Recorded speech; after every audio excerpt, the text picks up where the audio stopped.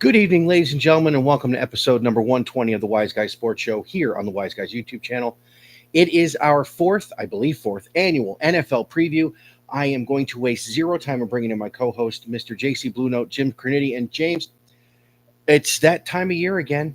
It's the time of year where you and I talk about the professional football in the United States, and apparently Brazil, Germany, Ireland, wherever the fuck they decide they're going.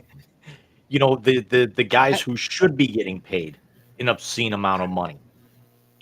Maybe not obscene, but yes, should be getting paid. I agree with you 100%. So originally, as with all preview shows, we were going to have on, of course, the Horsemen with a whole new video intro, and then I say something stupid about the boys.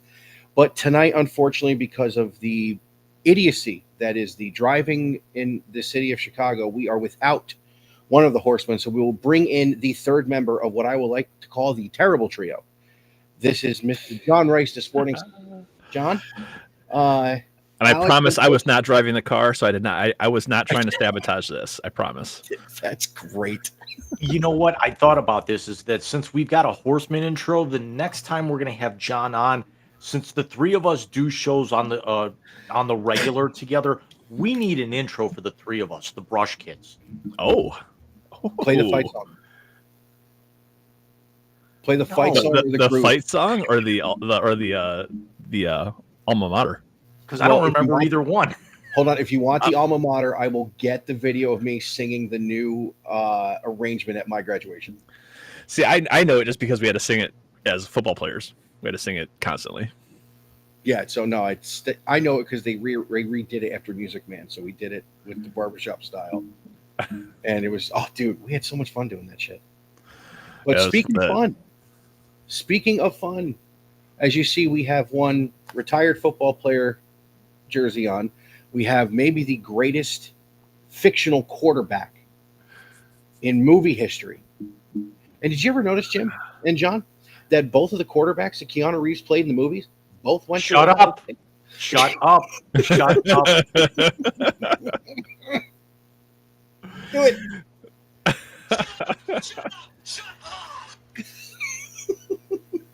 I couldn't resist. It's not like I bought you a Johnny Utah jersey. Calm your shit. I don't know. Because Johnny Moxon was pretty good. I won't wear a guy who lost the Sugar Bowl by 45 points. You're wearing it right now. Oh, yeah, I am. But it's, well, he shit the bed in the other one. Should I call you Footsteps instead?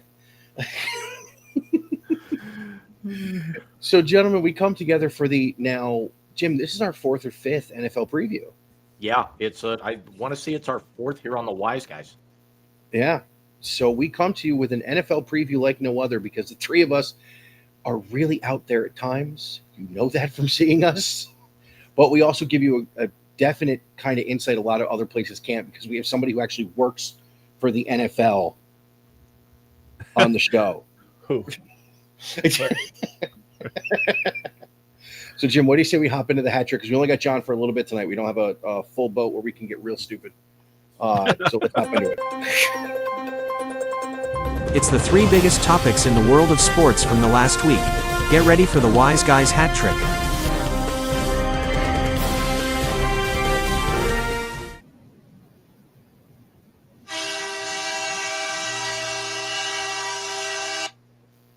Which one was that, Jim? Edmonton. Okay. So the 2025 NFL season opens Thursday.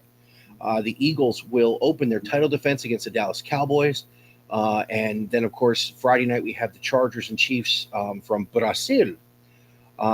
So, John, I want to start with you, and I want to start with that first game. And I want to ask an off-field question for that game. Has someone given Jerry Jones a cognitive test yet? Because I'm really starting to wonder if he's going to need one. Oh, like if you want to talk about, tanking, like how is that not being investigated as far as tanking is concerned? Like how do you take arguably one of the best defensive players in the NFL and just move them and via trade and via not even a good trade? It's not like they got something. It's not like they got something of significant substance back. Did you see the guy on social media actually? Hold on. Did you see the guy on social media actually tried to do this trade in Madden and it denied it? That's not shocking. Let's dig into this here a little bit further because our second segment, kind of bearing the lead here, is going to be old faces and new places, and this is actually one of the focal points that we can rip completely into this because there were a lot of big name moves, and this was probably the biggest one of them all just 5 days before the start of the season. But yeah, this shapes the whole landscape. So let's take let's take Dallas out of the equation. We've got to throw Green Bay back in. So what does this do now? Well, my thing is like, how does Dallas give them to somebody who's actually like their? I mean, I know they're not in the same division, but the Green Bay is arguably, I would put them in championship contention. And now with this trade, they are arguably Super Bowl contention. I mean, who out of the NFC? I mean, other than like the Lions, who is like significant? Maybe the Eagles. Maybe the Eagles and Lions are the top 2, but then you have to put Green Bay in 3. And then I think look at that schedule right there. Because look at the schedule now. Because you take Parsons out of Dallas, Dallas has to open in Philly. Changes the whole dichotomy of that game. Detroit now actually has to go into Green Bay, who's now going to be their biggest, contender or biggest challenge for this season. So these actually take, 2 games that were actually going to be focal points, and one of them's now a laugher, and the other one could end up being the early, favorite for game of the year in week 1. Agreed. Especially that Detroit Green Bay game, because you're talking about really, was Detroit the 1 seed last year, if I remember correctly, in the playoffs? Yes. Okay, so you're talking about last year's NFC 1 seed against a Green Bay team that not only has played very well in the regular season since Jordan Love took over full time, but has really played pretty well in the postseason. Obviously, not getting, they were a NFC Championship game 2 years ago, right? Correct. Yes. When Dan Campbell. Yep. That's right. So yeah, you have the 2. If I'm ranking the NFC teams right now, I go Philly because to be the man you got to beat the man. Flair. Green Bay is you like that? I still got it in tonight. Green Bay has got to be that too. And now I think Detroit, with a lot of question marks coming off of injuries from last year, is now the 3. And I'm going to go out and say this: Tampa Bay is the 4. I have a very, very good feeling about our old friend Baker Mayfield and that Tampa Bay Bucs team this year. I'm hard pressed to disagree with that. You can even make a case that they're strong enough to possibly be a 3, because who in the West really is going to contend? Remember, the Rams won that division last year, and there's serious questions there. Nobody else really got better. Seattle's on the come up. San Francisco's just kind of hovering there. We know Arizona's probably going to need a little bit of, I don't want to say lightning in a bottle. They're getting there, but they're probably another year away. And I don't think the Rams are going to be a 10-win team this year. No, especially if Van Wilder's got to take a lot of snaps. Yes, I took a shot at Stetson Bennett. I mean, plus you got to look at Tampa Bay basically getting 8 bye weeks. I mean, they play in the NFC South, so they basically have 8 bye weeks. So, Six. well, Six. plus the 2 regular bye weeks. Oh, that's true. Yes. So yeah, 8 bye weeks. So look at 6 plus the 2. So it's like you got. So I mean, they basically have. I mean, the NFC South. Let's face it, is terrible. You're going to have the winner coming out of there. It might be like it might be close to when Seattle came out of the West years ago at 7-9. 7-9. I mean, that's very possible. I'm not saying that Tampa Bay is going to go, 8-9. I'm not saying that, but it has shades of that. With that, that's how poor that division is. Oh, absolutely, absolutely. I think they win 10 games. To be very honest, I think Tampa wins 10 games. Well, that's what I'm saying. They're getting basically 6 freebies. True. so they just have to split. They basically have to go 500 in their out of conference games. Yeah. And the funny thing is Mike, you and I have actually kind of discussed this in just a few weeks ago on air when we talked about this. That as bad as that division is, the AFC South is even worse because you got Houston basically winning that division by default. That and it's very kind of inconspicuous going to that division for a minute. Is Houston really that good, or is that division that bad that they kind of win by default? We can't really get a gauge of how good Houston is. Houston's a damn good club, but we also can't really. And I didn't mean to say this as a knock directly against him because of the fact that he's a former Buckeye, but I feel that C.J. Stroud, I don't want to say regressed in year 2, but he certainly wasn't nearly as impressive just because of how bad the division was, and half of their victories came against an absolute piss poor division that didn't put out anything. No, you're absolutely right. And CJ did take it, and I won't. A step back's not the right terminology either. And I understand where you're going. He basically had the same season with less expectation. Or with more expectation, excuse me. So that, because if you look at his numbers, they're very, very similar to his rookie year.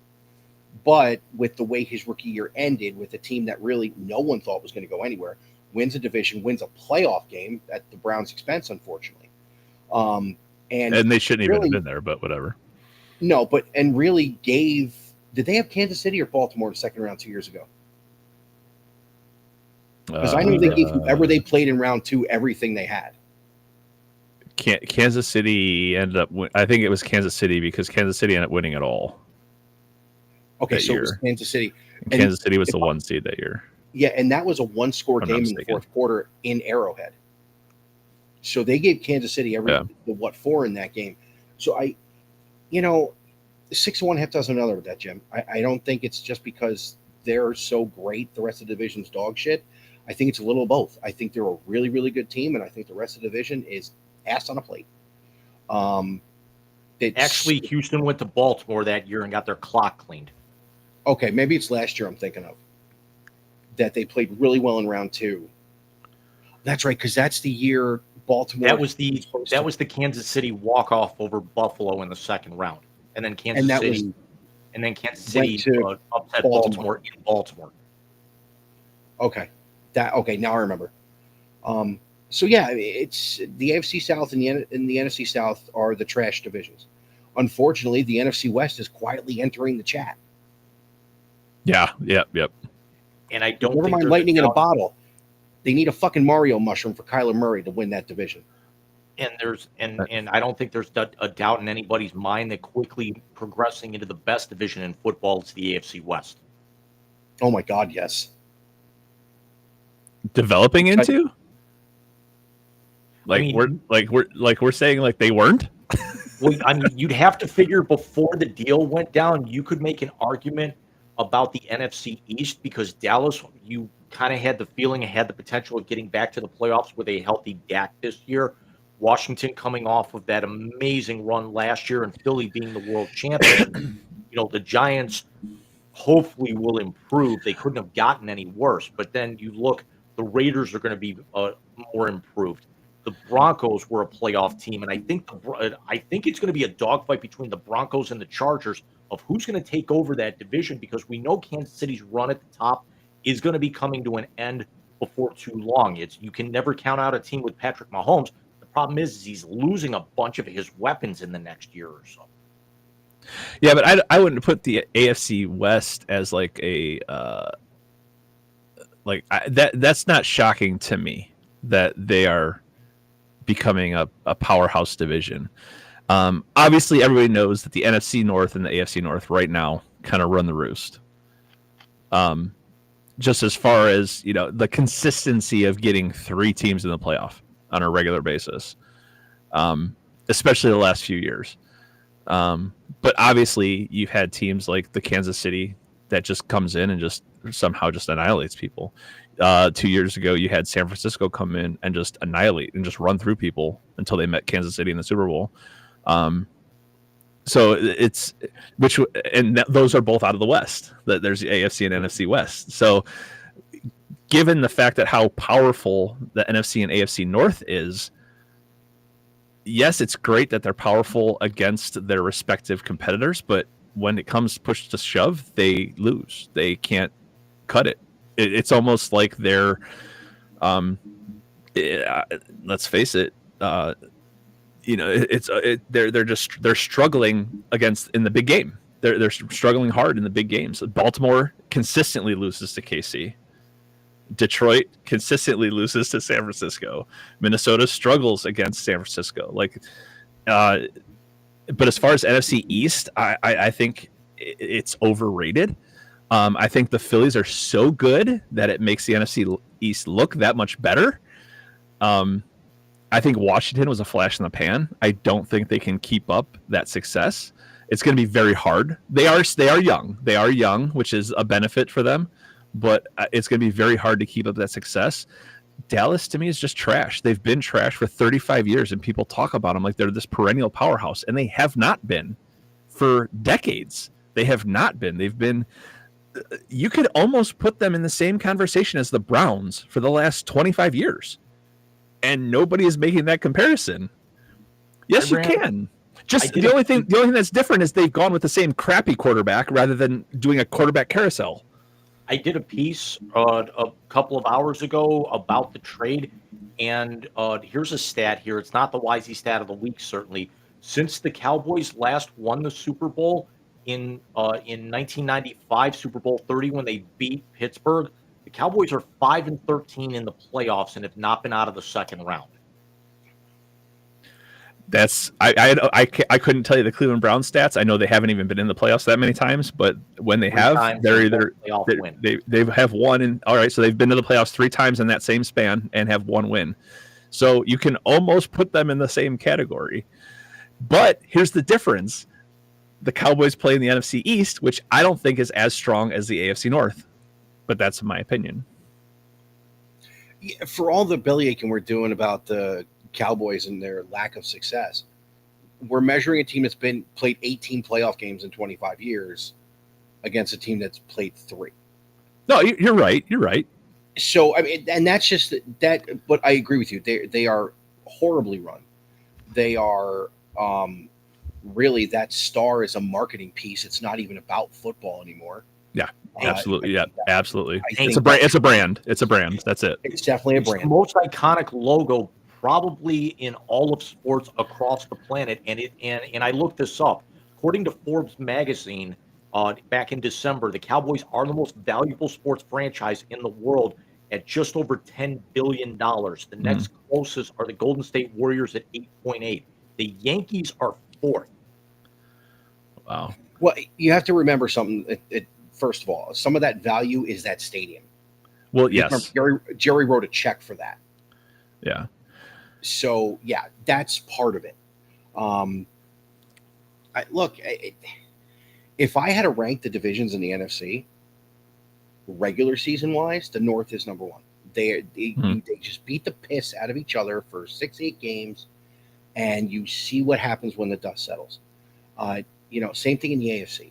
The North, even when one of the teams is absolute dog shit, whether it's the Browns or the Bengals, They always find a way to beat one of their other division rivals and piss them off to no end. Yep. The Browns always seem to have the Ravens number. I don't know, but obviously Lamar Jackson can find magic sometimes. But it's like the Browns always seem to give him a fit, an absolute. They give him trouble like no other. I don't know why. I'm anxious to see what Carson Schlesinger can do against him this year. Oh, That'll we'll be see. interesting. Yeah. We shall see. The other game, of course, is San Diego. My fault. L.A. and sorry, the Chargers and Chiefs down in Brazil.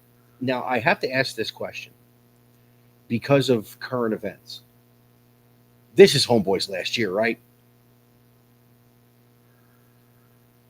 Are we talking Andy Reid or are we talking Jim Harbaugh? Travis.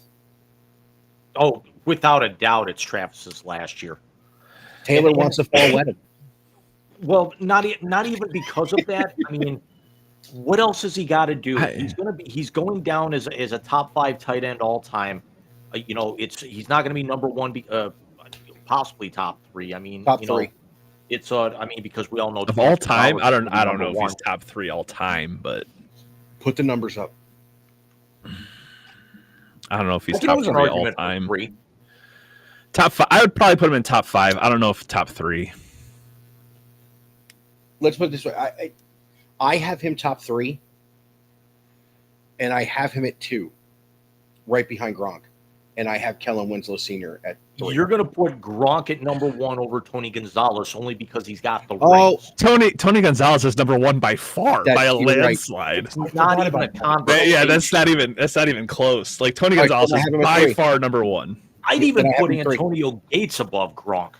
I wouldn't. No, not above Gronk. Not above Gronk. I'd probably put Gronk 2 or 3, just because of the sheer presence he had in the red zone. Like he was good in between the 20s, but inside the 20s, he was just unstoppable. He was a different animal. Yeah. I mean, if we had to do it that way, and I apologize, I forgot about Tony Gonzalez. My fault. Gonzalez is far and away number 1. I have Gronk at 2. I have Kelsey at 3. I have Antonio Gates at 4, and Kellen Winslow Sr. at 5. Oh no. See, I don't have Kellen Winslow Sr. that high. Okay. Only because he's very, very memorable for that one game where he gets carted off. And he's got the towel draped over his head. And he's getting carried off because he left everything on the field. I'm not taking that away, but I think that moment kind of overshadows his entire career. And I think I'd like to in that period though he put up really good numbers. No, he did. I'm not saying he didn't, but I would put Ozzie Newsome up there. I'd put Ozzie Newsome in top 5. And I think he's right on the outside. I'd like to actually, and here's why. There's another name that we're completely forgetting. With a franchise that we've already discussed that I would like to enter into consideration. Jason Witten. I was going to say Jason Witten was another one too. Yep, Jason Witten. Okay. Jason Witten at 1,228 catches. He's second all time in receiving yards. He's fourth. He's 5th all time in receiving touchdowns. As a matter of fact, Antonio Gates actually has more receiving touchdowns than Tony Gonzalez. Well, that's because freaking between Breeze and Rivers, they would just throw the ball as high as they could in the end zone. And Homeboy, who didn't play football till the NFL, jumped over everybody's head. How about that? He didn't play football in college, and the guy's a freaking NFL Hall of Famer. Unreal. I think, listen, I'm going to say this, and neither one of you are going to like this. I think Justin Herbert's the most overrated quarterback in the fucking league. Yeah, I'm not upset by that. Okay. Yeah, I'm not going to argue. I think usually you guys yell for shit like that. No, I'm not. I'm not going to agree with you. Like, I'm not going to defend you to the death on that comment, but I'm not going to argue about you with it. The fact that you defend me at all, John, makes me not happy. Well, here's my take on it, Mike. You're wrong, but you're not, because he's definitely a top 10 quarterback. But I think when you say he's overrated, that everyone every single time you see somebody put out a list, they're always got him in the top 5. I think he's top 10, but he's not top 5. Okay, I can ride with that. Absolutely. It's the Chiefs are going to go down to Brazil and win game 1. That's just kind of how it's going to work. The Eagles are going to pimp slap the Cowboys on Thursday night. I mean, not that I'm watching it. I have to coach a soccer game that night, so I won't be paying attention.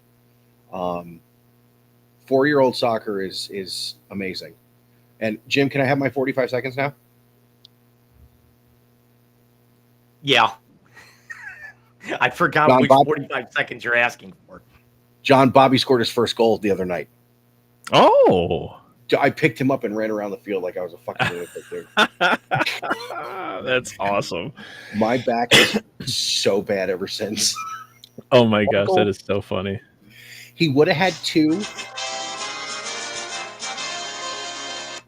He would have had 2, but he bent down and pushed the ball over from the goalpost on the little net and kicked it. I'm like, that don't count, dude. Don't count. That's so funny. He was so mad at me. Guys, I just wanted to drop a couple names here that we like, because talking about like the tight ends and stuff. Don't forget about like Jimmy Graham from New Orleans, Shannon Sharp, Shit, we forgot about him. Ditka. No Ditka. Yeah, Ditka. Casper. Big Casper. Oh, I mean, that's just a couple names. I mean, Ben Coates, Vernon Davis. Oh. And I mean, I'm not naming just random tight ends, guys. I'm naming tight ends that I believe are better than, the guys you were mentioning. Here's a name that probably I would say is the most overlooked tight end of our generation. He's 6th all-time in receptions. He's I want to say he's in the top 12 all-time in receiving yards. His touchdown numbers are a little bit further down. Zach Ertz. Zach Ertz is a beast too. Greg Zach Olson Ertz has 775 career receptions. He was only 27 catches short of being in the top 5, passing Shannon Sharp when he retired. Who's the dude from Pittsburgh? Heath That all- Miller. Heath Miller. Heath another Miller's good one. 11th on this list at 592. Jesus. All right, so just to give you an idea, okay. So I heard an insane stat. So I obviously, y'all know I work for the NFL. Y'all know I work the clock at the Browns games. We are fortunate enough to be able to work the Hall of Fame game every year because we're the closest organization. So they just have us go down to nice. Canton, and yeah, so we do that every year. So that's pretty cool to go down there and do that game. I thought I heard a stat saying something like in the history of the NFL, there's only been like 30,000 players in the history of the Something like NFL.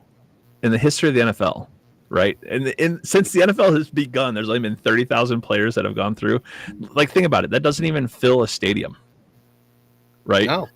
And that's the entire NFL. That's all players in the NFL in the history of the NFL. There's been only 8 tight ends enshrined in the Pro Football Hall of Fame. Jesus. Ditka, John Mackey, Jackie Smith, Kellen Winslow, Ozzie Newsome, Dave Casper, Charlie Sanders, and Shannon Sharp. Obviously, that's going to change in the next few 9. years. It's 9. Antonio Gates went in last Yeah, month. and yeah, I'm sorry. In addition, Antonio Gates was the first ballot last year. Okay, so yeah, so there. I'm sorry. Yeah, it just said that too. But obviously, that's going to change in the next decade or two, because let's face it, the tight end position has dramatically changed since then. Yes, absolutely. It's no more run blocking, catch a hitch. It's you're running seam routes. You're a deep threat. You're running in a slot. No, you're absolutely right. Yeah. Listen, it's we can sit here and go on the tight ends all night because it's just you can go every position for like hours. That is true. That is true. Yeah, it's insanity. So real quick, are we all in agreement the Eagles are going to pimp slap the Cowboys and the Chiefs are going to win down in Brazil? Oh yeah, without Parsons, that it's going to be yeah. Pimp slap is a great word. There's part of me that wants to go Chargers here with this one. I just wonder if they've got something in the tank, and I'm wondering if the Chiefs with. I'm not saying because of Travis and everything, but I'm just wondering if they kind of come out flat in the opener, which I they don't have done in recent years. I don't know if they come out flat, but I don't know. That's gonna be interesting. I think that's gonna be a good game. I can't sit here and that's the type of game that it's probably going to be a shootout, and like kind of like the Chiefs and Bills playoff games last few years. It's probably going to be like a 38-35 game. Sounds about right. Let's go to topic number 2, Jim. If we can sneak in the first of the Wisey numbers of the week in between.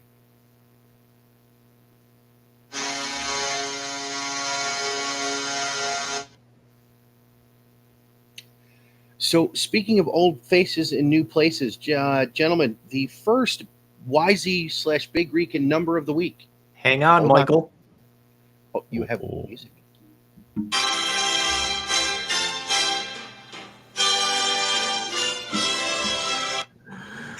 Oh my god, That is absolutely beautiful. So the first number of the week, gentlemen, is the number 27. And the number 27 is here because of this. At the age of 27, the Green Bay Packers traded for Brett Favre. The Green Bay Packers traded for Reggie White. And what did they do? Won the Super Bowl. At Aaron Rodgers' age 27 season, the Green Bay Packers acquired Charles Woodson. And what did they do? They won the Super Bowl. Gentlemen, guess what happens in the middle of November of this year? Micah Parsons turns 27. No, Jordan Love turns 27. Micah Parsons, I believe. They're the same age, but the 27 season. Micah Parsons was in May. Okay. Yeah. So the year 27 season for each of the last 3 quarterbacks in Packers history, they've acquired a stud defensive player and have won a Super Bowl. Okay, that's telling. You're bringing in some baseball stats there, like the third Tuesday of every month when the sun is at its peak. I promised James there would be no more. There would be, and by the way, Soto hits 317 at that point, but But no, I told Jim, I said, no, there was one number that will be semi-Mets related just because of the number, but it has nothing to do with them. And the other one would have nothing at all to do with them. So that's the first one. And it's unreal. What the fuck? Someone find out when they acquired a really good defensive player when Bart Starr was 27. If they won a championship that year too, it's got to be something in the water in Green Bay. Yeah. John's looking it up. Yep. So old faces, new places. We've talked about Micah Parsons and really changing the landscape of the NFC by being acquired by the Green Bay Packers. One of those on there is irrelevant. I think we all know which one that is. Oh, I want to say there's at least 2, but they're definitely names Actually, that could be talked the about. second and fourth one are irrelevant because the teams that they're on aren't going to do shit. Right. It's name recognition, though. It is, and I thank God that one of them is no longer in Schittsburg because he needs to die a slow death. Who did they get, and who did they get?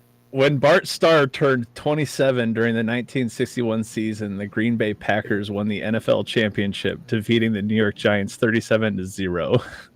This victory was the franchise's first under legendary coach Vince Lombardi.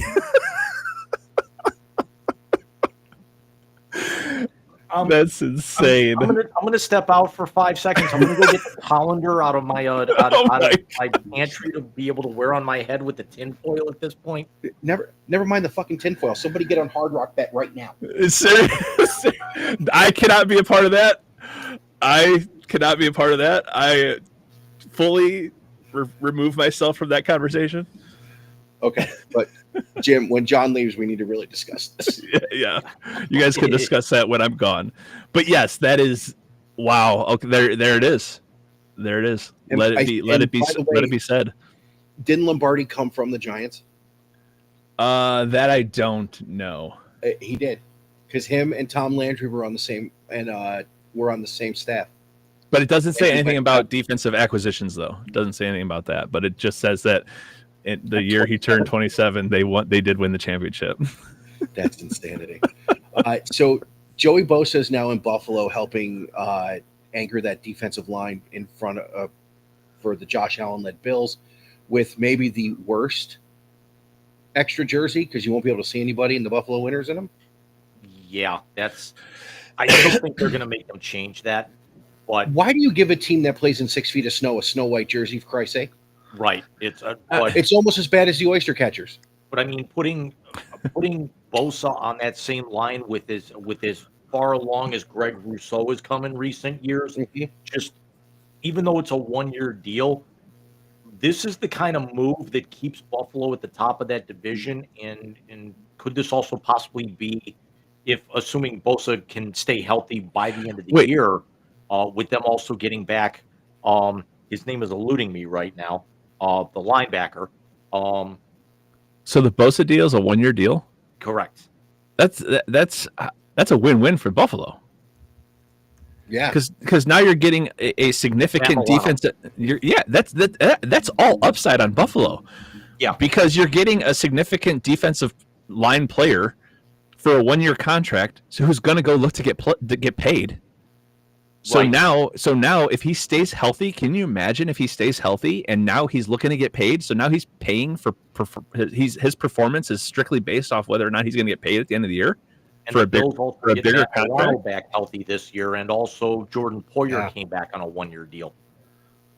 So that's You're- so, and we all know how NFL players really turn it on when it comes to their pay year, when it comes to their final year of their contract. They really turn it on, and I don't blame them because they're auditioning for another contract, whether it be with the same team or whether it be with a different team, whatever. But they're auditioning for a new contract. So, oh my gosh, yeah, the Bills, who already ran away with the East, are going to run away with it even more.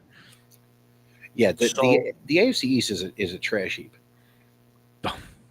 Yeah. So I'm going to rip the Band-Aid off here. Let's talk about the deal, fellas. On Friday afternoon, in the middle of a contract impasse where Micah Parsons originally went to Jerry Jones a few weeks ago and wanted to talk leadership, organizational leadership, and Jerry Jones only wanted to talk contract. Jerry Jones ends up standing pat and trades Micah Parsons, the fifth highest sack total in the NFL since he came into the league in 2021, and a 2-time All-Pro, to the Green Bay Packers for 2 first-round picks and another Pro Bowl player coming back. Well, they're going to be late round picks, so they're not really going to matter, because Green I Bay mean, they're will going to be in back into the postseason. first round. Yeah. Now, let's say this. It was right before that 30-year stretch of futility that they did something very similar. They're not going to be able to release 5 guys and get 5 extra draft picks. It's not how it's going to work this time. But they rebuilt the roster through the draft, and they went on a run like no other. Do I think they're going to do that again? No, I don't. But I believe they can make adjustments and improvements to the roster after this year that will help them start to have some kind of success.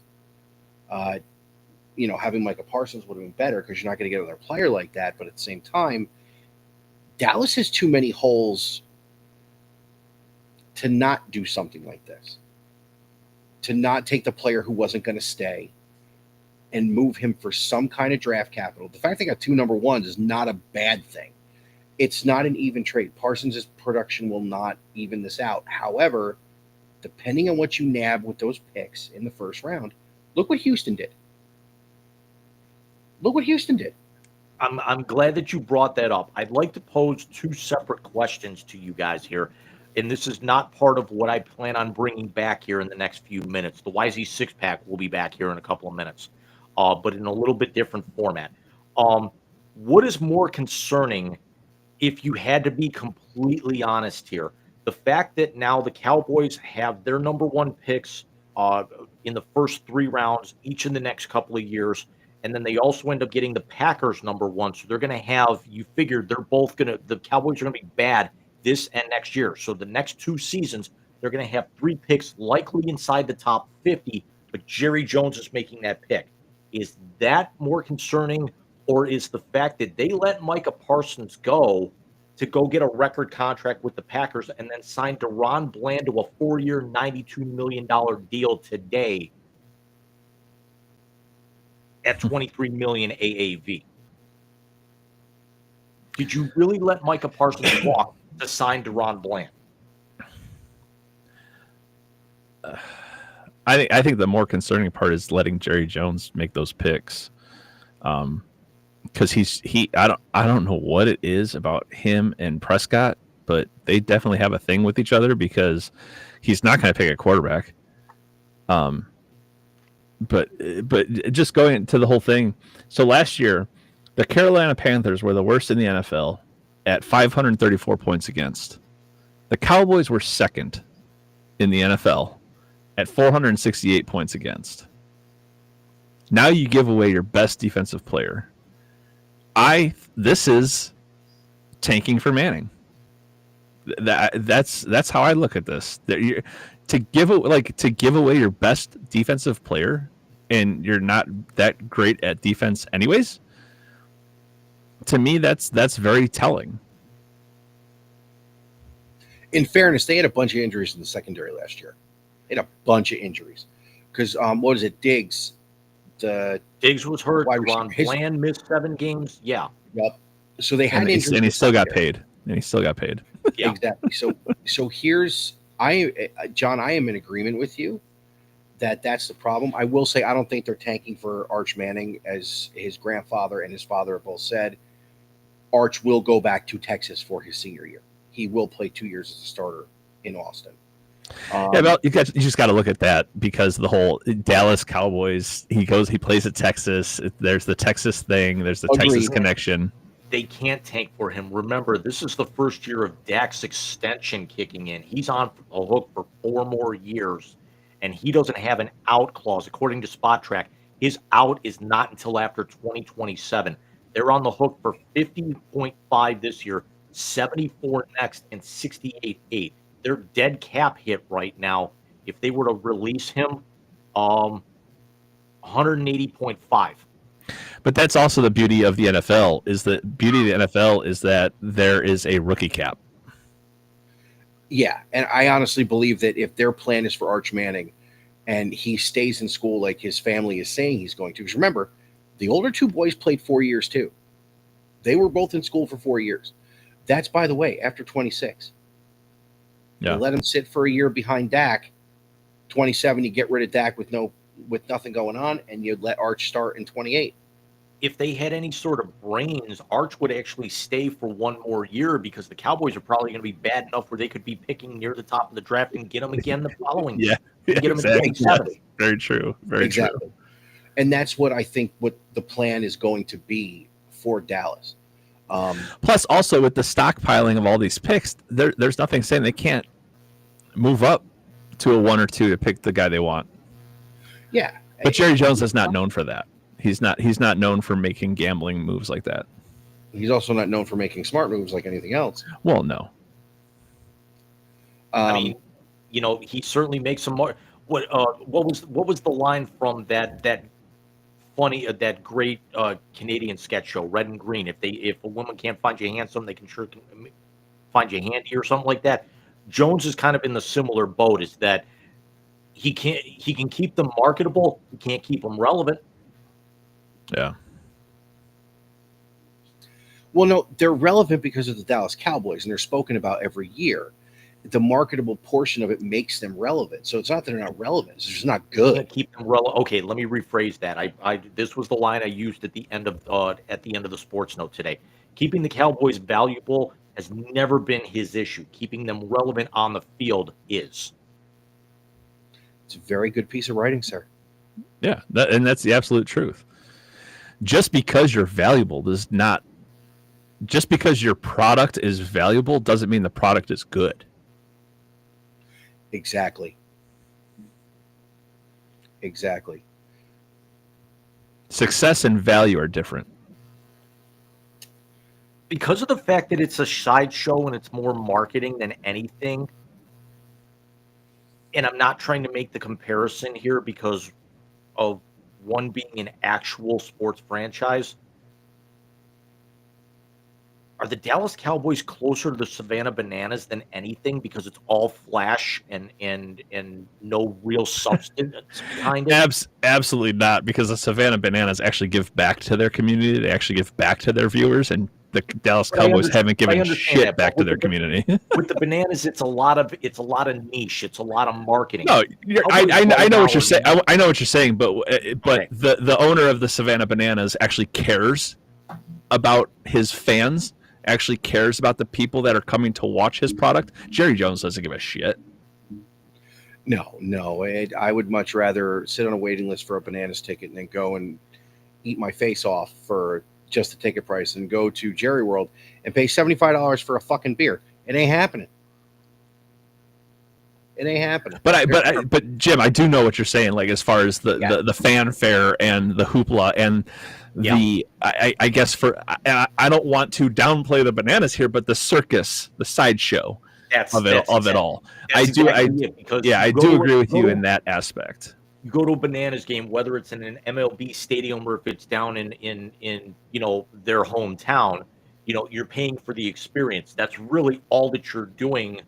The next few years down in Jerry's place, you're going into the most expensive sports stadium in history. You're actually paying an obscene amount for concessions. You're basically going there to watch half-ass football with overpaid guys and look at cheerleaders and whoever else may end up showing up. What celebrity are they going to throw on the jumbotron? Well, that's what I was going to say. I would equate going to a Dallas Cowboys game in the same aspect of bringing other sports into this, of going to a Lakers game or going to a Yankees game. Like, I don't think people are there for the actual sport. I think they are there to say, I am who I am, and I'm at a Dallas Cowboys game. I am who I am, and I'm at a Yankees game. I am who I am, and I'm at a Lakers game. I don't think it's necessarily for the actual sport. I think there's some bank there, yeah. Wholeheartedly agree with that.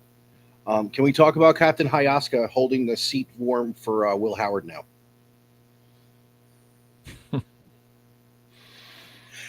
That still pains me. That Howard's in Pittsburgh? Yeah. Okay, because no one gives a fuck about Rodgers. And we have two garbage quarterbacks backing up our old man. No. See, now we're getting to the second of the numbers. James, if you would.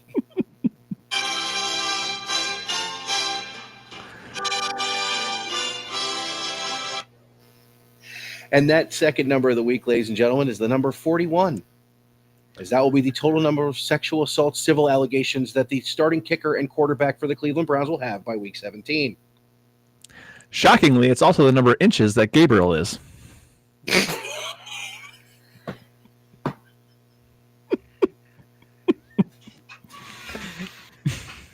Wait. John.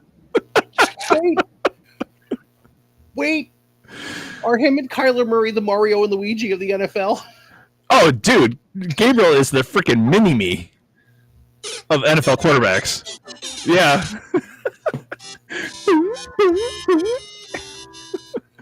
I can't even say that. Luigi actually has a little bit of height to him.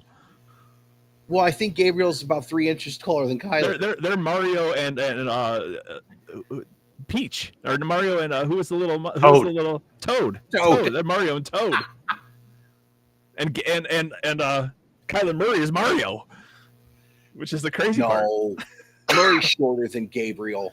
I don't know. He's more Diddy Kong than anything. Well, probably not, because the Browns play on grass, so they actually wear cleats. Where Kyler, Murray, they play on grass in Arizona. They play on grass. It's just dome grass. God. Oh my God. I can't even with you two sometimes, but I love it. So yeah, well, So- and by the way, John, that number 41 is because I honestly believe they're with the way that they're going to sign Justin Tucker as soon as he gets done being suspended. Yeah, I don't know. They're kicking. They're the Browns are terrible. Browns are terrible. It's can't even hide it right now. Can't even hide it right now. They're terrible. I didn't know if you guys were planning on getting into predictions, but I have them finishing dead last in the North. I have them 3, maybe 4 games winning this year. That's not prediction. That's actual. We know what's going to happen. And, I don't have a that's problem with that has nothing to do with the fact that they have one of the hardest schedules in the NFL right now this year. But that's just even if they had an easy schedule, they're not having more than 3 or 4. They're not getting much more than 3 or 4 wins. I will say this much: this is the only the Browns being so bad is the only reason that the Pittsburgh Steelers will not finish in the bottom of the AFC North this year. Yes. Yeah, basically. Yes. Yeah.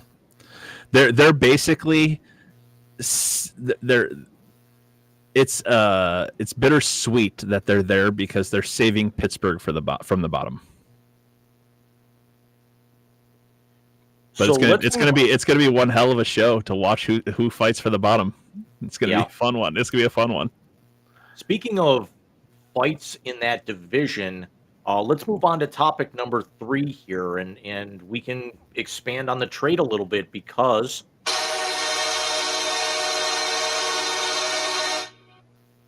with the Micah Parsons trade and signing, the top 5 sack leaders since Parsons came into the league in 2021 all got paid since March, and 3 of them set NFL records, folks.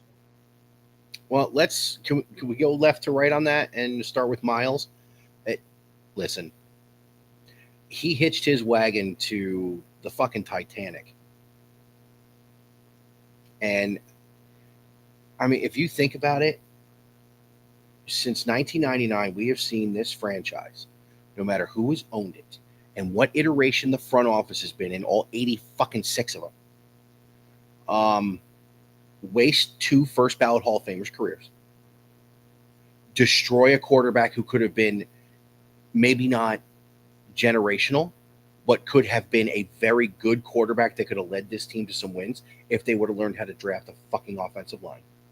You had maybe the second most electric return man and offensive player in the NFL for a good decade, and he didn't get a chance to even sniff a 500 record.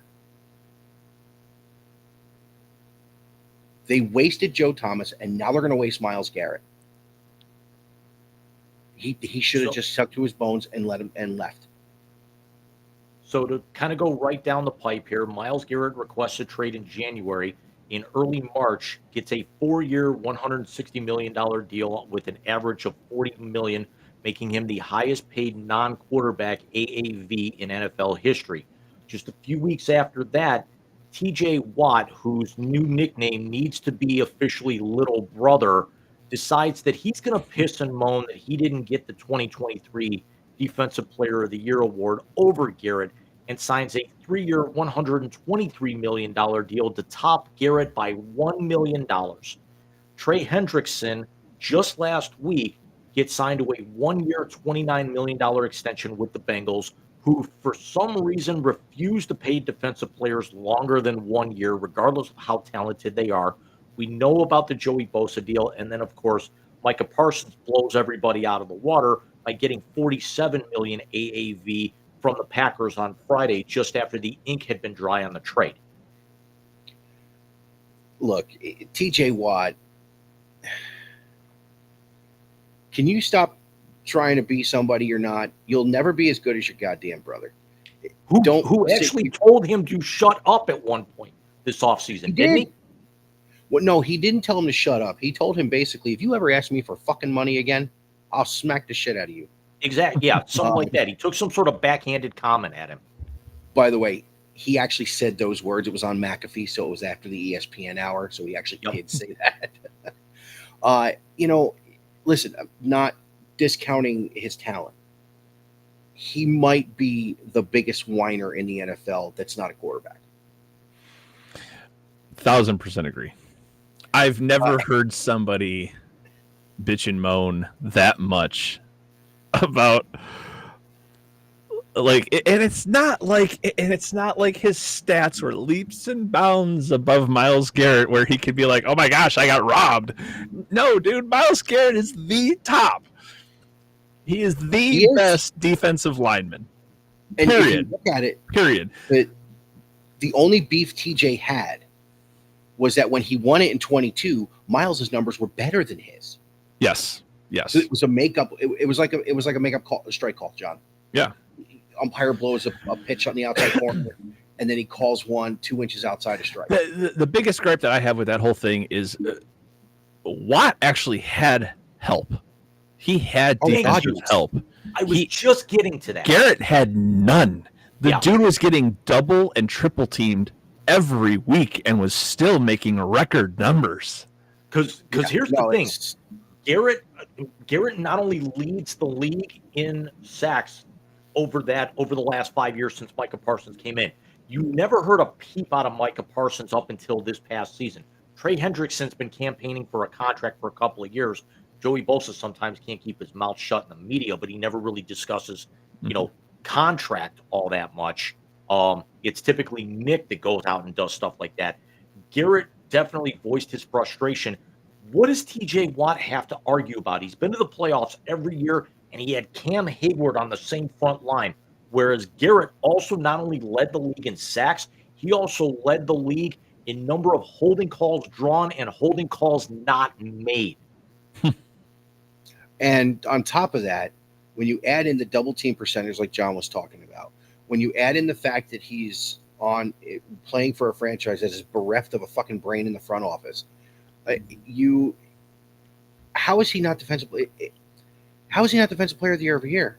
Yeah. So now you also understand, like, again, I not to toot my own horn, but toot, being in the stadium and watching that team play every year and watching it as watching the game on a different level than a normal fan would. I tend to kind of see more different things. I kind of see things differently than a fan would. And I'm not going to lie, guys. About 2 or 3 years ago, I used to call, like, my nickname for Myles Garrett was the king of the meaningless sack. He was the absolute king of the meaningless sack. He would get a sack on, like, 1st and 10, but when it came down to it, if it was 3rd and 6 or 3rd and 8 and we needed a sack, he was nowhere to be found. So I always called him the king of the meaningless sack. He has changed my opinion completely. He has become one of the absolute most dominant defensive linemen probably since Lawrence Taylor. Like, I watch him and I'm watching. It's almost like you're watching a carbon copy of Lawrence Taylor. Like, that's how good he is. And just wonder how good he's going to get this year when they've not only shored up that line. I mean, they got Mason Graham to jam up the middle. This kid, Aiden Huntington, the undrafted kid out of Tulane, could be playing on the opposite side. He could relieve Garrett. Yep. How much more is that actually going to free him up?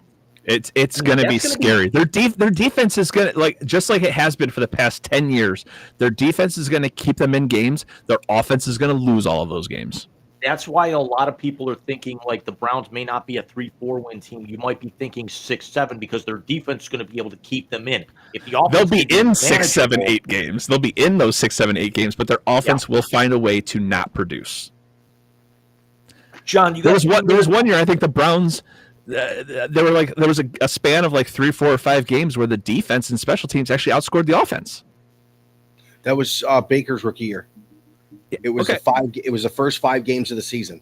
Yeah, because what Ward picked off Ben twice in week 1. They had the tie in that was the tie. They lost a close one in week 2, if I remember correctly. And then when they beat the Jets, they scored a defensive touchdown that night too, if I'm not mistaken. Yeah, it's like their defense and special teams outscored their offense. It's just like that. I'm sorry, you're not going to win a lot of games at the NFL level. John, I know you got to duck out here in a few minutes. You got enough time for a quick Wisey 6-pack? Absolutely, let's do it. Okay, let me crank it up here.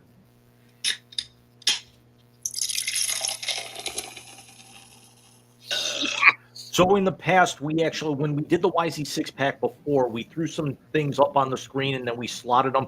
We're going to go just kind of like, typical sports talk radio here at this point. And I'm just going to fire off 6 really quick questions. Give me some really quick answers here. First question on the docket tonight. Who is the first coach that is going to get fired this year? Kevin Stefanski.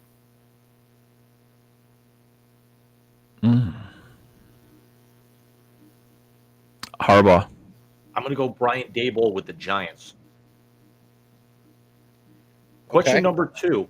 What team made the playoffs last year will not this year? Ooh. Dallas. No, they Da- didn't play this year. Dallas didn't. Did Dallas Pittsburgh was make it last 7 year? Did Pittsburgh make it last year? Pittsburgh did, yes. Pittsburgh will not. I have Pittsburgh as well. Michael, your choices are Pittsburgh, Baltimore, Denver, Buffalo, the Chargers, Houston, Washington, Tampa, Minnesota, the Rams, Green Bay, and Philly. Chargers. Question number 3. What team that did not make the playoffs last year will make the playoffs this year? Cincinnati. Yeah, Cincinnati. I'm going to go a little out of left field here. I'm going to say the Atlanta Falcons. If I'm not mistaken, Cincinnati came down to like the last game of the year. Correct. Yeah. Yeah. I like Atlanta to go in, and I like Minnesota to fall out.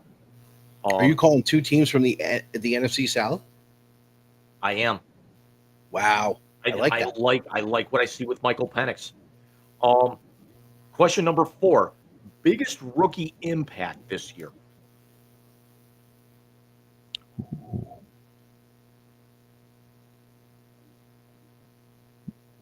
Ashton Genty. With the Raiders, I like that. Peter Gabriel. I'm going to say Colston Loveland with the Bears. I wanna be your Sledgehammer. Bum, bum. No, I honestly I don't know. That's a tough question because that's so hard because there's a lot of rookie quarterbacks that I think that aren't getting the starting job that could eventually get the starting job somewhere in during the year. That I think will have a bigger impact. So that's where my mind is thinking right now, but I can't think of any names off the top of my head. Like Cam Ward comes to mind, Will Howard comes to mind, things like that. Guys that could come in late in the season and have a direct, immediate impact right off the rip. I have a second one, and it's Matthew Golden, the receiver from Texas who went to Green Bay. It's the first skill player Green Bay has drafted, I want to say, since like Donald fucking Driver. Question number 5. Worst free agent move? Worst free agent move?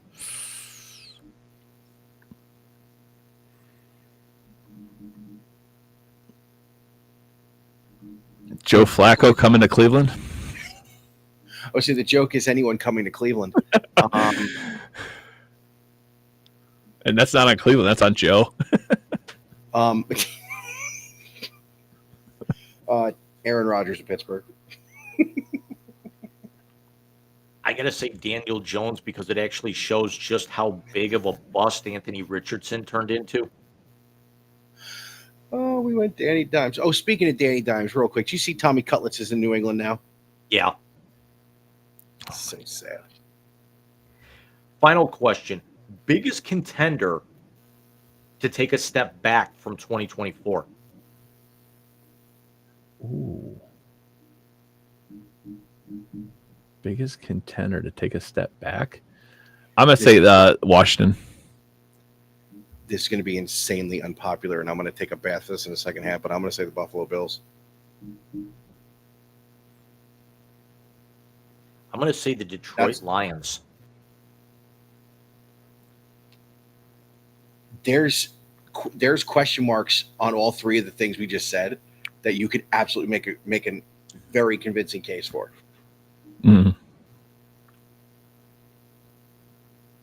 Yeah. It's insanity. John, I think yours is the most obvious one. Because I don't think he's going to be as good in year 2. I don't think so either. But I just think there was so much that kind of fell into their lap that assisted in their run. I don't think a lot of it was them being that good. I think a lot of things just kind of happened. They were in the right place at the right time, basically. Yeah. Could we possibly see a scenario with Washington that Jaden Daniels could be just as good, if not better, this year, but the rest of the team can't keep up because of the fact that's more so what I'm thinking. I don't think the longevity is there for the team to continue on that run. That's what I mean by the right place at the right time. I kind of think Jaden Daniels is going to have the polar opposite effect of what CJ Stroud had. Stroud had phenomenal year 1, and the team needed to play up to his level. And then last year, the team exceeded Stroud to where Stroud at times maybe not kept up. This year's, I think, is going to be a little bit different. Daniels played above and beyond, and he matched the team. This year, I think he's going to play even better, but I don't think the Redskins are going to. God damn it. I don't think the Commanders are going to be able to keep up with him. Yeah, that's kind of my take on that. Getting Terry McLaurin signed was a huge thing, but Terry McLaurin's no spring chicken anymore. I wish I had a curtain because I'd like to pull back the curtain and step out like the Wizard of Oz. But I was actually at that NFC Championship game, Philadelphia and Washington. We actually got to work it. And I didn't think Washington deserved to be there. They were good, but I didn't think they deserved to be there. No, they had 2 fluke wins. I mean, you had a walk-off field goal against Tampa in round 1. Who did they beat in round 2? Detroit. And that was basically Dan Campbell trying to be the smartest man in the room, trying to run 10 rounds. Dan Campbell lost that game. Washington did not win that game. Dan Campbell lost that game. And that's why I think the Lions take the biggest step back of any contender. As a matter of fact, Mike, I know you said you were going to take heat and you were going to get boiled for this. I think this could be Buffalo's year. There's just something about, Allen coming off the MVP, getting everybody back healthy, the Bosa factor. There's just something about me, and it's certainly not my Bills homerism aside. There's just something about it that I think that they've gotten this close that they're just coming in angry this year, and they got points to prove. Whereas I think Dan Campbell is still going to try and play gimmick offense at times in some of the biggest games, and it's finally going to catch up to him. I don't disagree with that, but breaking news. Yes, Patrick Mahomes does still exist, and he still is on the Kansas City Chiefs roster. So sorry, Buffalo. I wasn't even going to go there. I was going to go here, and it's very simple. Yes, Josh Allen's coming off the MVP when he didn't have near as good a numbers as Joe Burrow. Not even near it. And Joe, if you would have given Joe Burrow the Buffalo Bills defense, Joe Burrow wins 13 games. This is where my fandom is going to come into play. Josh Allen doesn't have to worry about his wedding. Travis Kelce still has to plan his. You think Travis Kelce is doing anything to plan that? Time out. Hold on. True or false? The more anticipated thing about their wedding is not if she sings or releases another album, but the actual video recording of Jason Kelce's band. Yes, it's going to be Jason Kelce dancing at their wedding. That is going to be the best part of that wedding. Going to be, Who cares? Could you imagine if it's in fucking Cleveland Heights? I can't imagine that, but it wouldn't. But at the same time, it could. I mean, it very well could. I mean, it's going to be in Pennsylvania. I figured it would be somewhere like in Nashville. I figured it'd be like somewhere like Nashville. I can see her going back to Reading, where she's actually from, and getting married in PA. Plus, it's not like it's that far from Northeast Ohio. Yeah, no. So it's all relative in that aspect. Jim, your dad's not going to pull a Vince Vaughn, is he? And if you tell me you're the Owen Wilson character, I'll cry. I have a feeling the security is going to be rather tight. Yeah, that will be pulled in time for next week. Michael, I will say it since I can't clip it. Yeah, can we not do that now? John, please tell me you saw some of the New Heights episode with her. No, I didn't.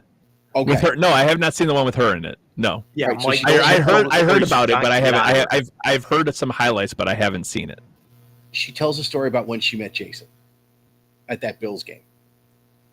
So she says the first time she heard Jason speak to Kylie, it went like this. I was just shotgunning beers with the Bills Mafia, and I really want to go through one of the flaming tables.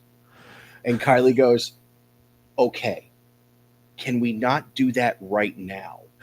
So Travis and Jason start laughing, and then Taylor goes, Jason, since that moment, I've heard Kylie say that exact same sentence to your 4-year-old.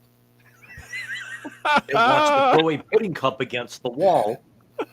Okay, And Kylie goes, yeah. can we not do that right now? Right now, that's fantastic. I love that. That's going on this. That's going on the soundboard too. That's fantastic. Well, before I sign off, guys, I just want to say, hey, with 7 minutes left to go in the third, Miami Hurricanes are up 21-7. Real quick on that topic, John, Jim and I, when we did our college football preview last week, I want to ask you two questions. One, I think if Notre Dame gets blown out in this game, they don't make the playoff because the rest of their schedule is not that good. Well, they play. Yeah. Don't they play an ACC schedule? So they play a lot of the ACC schools. It's this week against Miami, home for Texas A&M, at Arkansas, home for Boise, who got the doors blown off them, home for NC State, home for USC, at BC, home for Navy, at Pitt, home for Syracuse, at Stanford. Yeah, I mean, if they run the table, they have a chance. Just by default, because everybody else is going to be beating each other out. So just like last year with the Northern Illinois thing, they ran the table, and everybody else kind of beat each other out. I can't think of who it was. Miami was a team that had a chance at the end and was snubbed. Lost to Syracuse. But I thought they still deserved a chance over Notre Dame. Okay. There were a couple 2 or 3 lost teams last year that I thought deserved a shot over a 1-loss Notre Dame team, given the fact that their loss was to Northern Iowa at home. Yeah. Okay. So I felt that, like we said, like, I don't know, there was another team that lost either not Miami, but either right before the championship game or lost in the championship game and then got snubbed, and it's like, wow. So I don't know, but people love Notre Dame the way they love the Golden Dome just as much as they love the Blue Star. So it's kind of like that. We figure they're all the same fandoms: Notre Dame, Cowboys, Lakers, and Yankees. I mean, it's all they're all the same people. Yeah. But yeah, we were talking about it last week. I just thought that if they lost big in this game, that it would be a very, very tough thing for them to come back from. Northern Illinois was a one-off, and they beat a couple of ranked teams after that, and they had to win against Texas A&M to start. But Texas A&M's not ranked. I think Texas A&M was a top 15 team when they went down to College Station and beat them last year. I'm trying to think how many teams did you name that are ranked off of their schedule? Well, right now it's A&M. And Miami. Boise is ranked in the coaches poll, but we go by the AP on the show. Yeah, well, Boise's not going to be ranked after this week. Right. No, Monday is going to be Tuesday. By the time they play Boise, Boise's not going to be ranked. That's like kind of what I'm saying. Like by the time, I mean, obviously they're going to play A&M next week, so they're still going to be ranked. Boise's not, and then Stanford is terrible. I mean, at the off chance Navy could be ranked, depending on how they're doing. But I can't foresee it being a team that like they were last year. Out of all the teams they play that are left, the only 2 teams I think that could end up being ranked by the time that they get to them, one of them is USC. I think there's NC one. State. Yeah. Oh, and NC State. I'm sorry. Yes. That's it. So yeah. Even if they run the table, they will probably get in having one loss at Miami, at a top 10 Miami, which is a lot different than a one loss to an unranked MAC school. That's very true. Much different.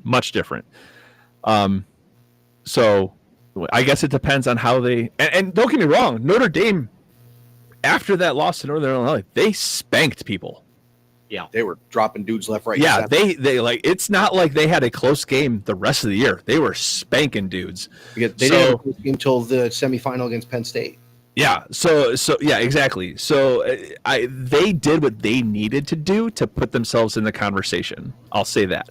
But they were also the because they're independent, because they're not tied to a conference, they have that benefit of not having to play those extra games. So they're kind of stuck at that 11-1 record, and other teams kind of beat each other up. And when a team loses, then they kind of leapfrog, and it's kind of the switching like that. So, but yeah, that's another discussion for another time. And super quick here, before John has to take off here and go enjoy his holiday weekend. Do you think that this could be something that the committee could maybe start putting some pressure on Notre Dame to finally join a conference, knowing that Notre Dame's going to make their money off their TV contract, but they're actually losing out with Notre Dame here? Do they think they start penalizing Notre Dame for playing these weak, non-conference officiated schedules every year? Should they? Absolutely. Will they? No. Let's face it. If Notre Dame is in the playoffs, people are going to watch. That's a given. Regardless of how good or bad Notre Dame is, people are going to watch that. If Notre Dame is in the playoffs, people are going to watch that. They need to penalize a team like last year and say, I don't care if you spanked everybody you lost to an unranked MAC school. Sorry, you're done. You're out. You're on the outside looking in. And you took a nosedive midway through the season too. Yeah, have fun at the Nokia, toilet bowl. But that's what they need to start doing. They need to start penalizing those teams and having more weight on those losses. But that's also where Mike, you and I have had this conversation ad nauseum about the 12-team playoff, and I've always thought about I don't want to say that like my 12-team playoff was like should be it, but I thought I had a really good platform for the 12-team playoff as far as how I had it set up. And a team like Notre Dame would not have made it last year in my setup. No, they wouldn't have. And John, your setup is far better than the one they got fucking going on right now. Yeah. But it's close. That's close, but it's still I think they just leave too much up still for the whole committee. Yeah, agreed. So John, thank you so much for coming on tonight. I appreciate you guys. Hey, listen, man. We love having you. We love having the little high school reunion. I know that's the best part, is the fact that we all went to school together. It's like we're still doing this 35 years later. I will have an intro with her next up by the time I know you're coming on with us next. All right, that sounds awesome. I'll send you the pictures. We were doing some rearranging and consolidating stuff today. I got pictures of Bobby in my letter jacket. Oh, that's awesome. Nice. I did see that. Nice.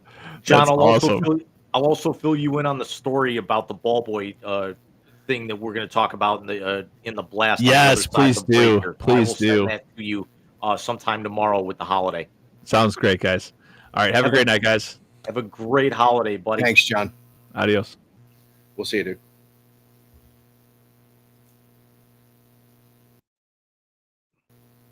Say, where'd I go? I went to get him. I went to drop John off, and he dropped out so fast that it clicked you instead. That's all right. Great first half, my friend. Yeah, it's I like that. I like the 6-pack in that format here. Dude, I really do too. Oh, we will have to brainstorm this week because I have ideas. Because I think the next time a 6-pack would be good is when we do the playoff preview. Yeah, I'm not sure if we can do it every week because of the fact that we actually jump around to different topics. But yeah, Yeah. definitely when we have, more centric shows, or it's something that if we know we're going to go content heavy, like if we like when we do our NBA and our NHL previews, we could definitely throw it in there. If we've got You something that we too. know is going to be thick, that's going to Yeah, take up most of the first half of the show, absolutely we can drop a six pack. that'll work. So what do you say we get to halftime? The blast is content heavy, but not that going to be that long. And of course, we get the translator at the back end. So we will see you guys. What, 5, 6 minutes? About 5 minutes, yeah. Sounds like a plan. See you in a few.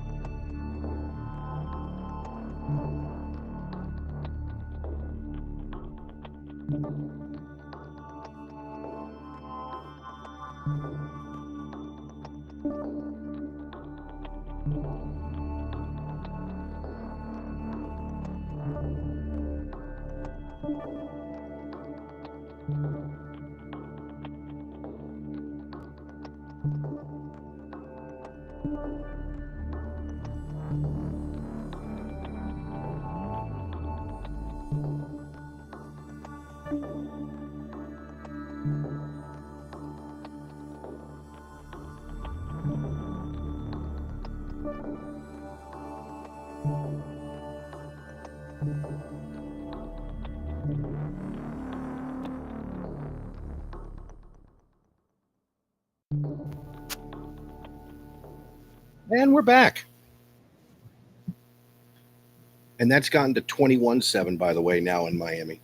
Yeah. Carson Beck having a nice coming out party in his first game, not playing for the University of Georgia.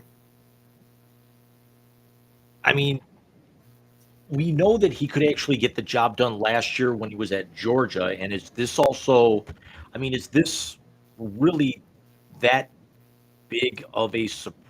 Because Marcus Freeman teams typically go flat in the second half in big games like this. We saw it against Ohio State. We saw it, the last 2 years against Ohio State. Last 3 years. Remember, that was his first game, was in Columbus in 22, and then we had the game that you and I tried to watch together in 23 that we decided to stop watching because we were going to start arguing.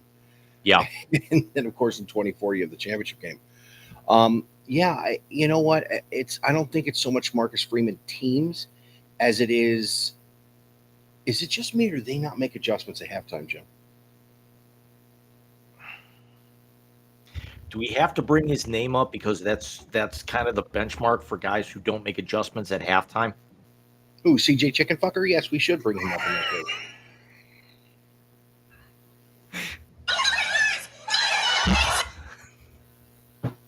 Yes. That was me the last couple of minutes here during the break. That's awesome. That's amazing. Did we get the Spaceballs one yet? That's still coming. That's going to be on the that's on the list for tomorrow. I think the Taylor one is the most important one for me to be able to get tonight before I go to bed. Agreed. If I didn't actually have to recut the intro to pull the curtain back, the reason why we went late, guys, is the video software that I use to cut all the graphics for the show, Clipchamp, which is a Microsoft product, changed to where you can't log in with anything other than a Microsoft ID. So I would log in with my Google ID before, and then when they made that change official in the last couple of weeks, since I've really had to cut anything for the show outside of the intro, I go to cut the intro to update, the week and the show title, and then I realized half of the graphics on our show for our show are gone. Our logo's gone. My logo's gone. Mike's logo's gone. The video clips, you'll know if you look back at last week's show in the overlay midway through, are different because I had to go back and re-rip those. So yeah, that was a nightmare. Otherwise, I would have had Taylor done in plenty of time. Yeah, it's when you sent that text, I had just gotten out of the shower, and because you may get the lettuce cut on Saturdays, but I shave the dome on Sundays.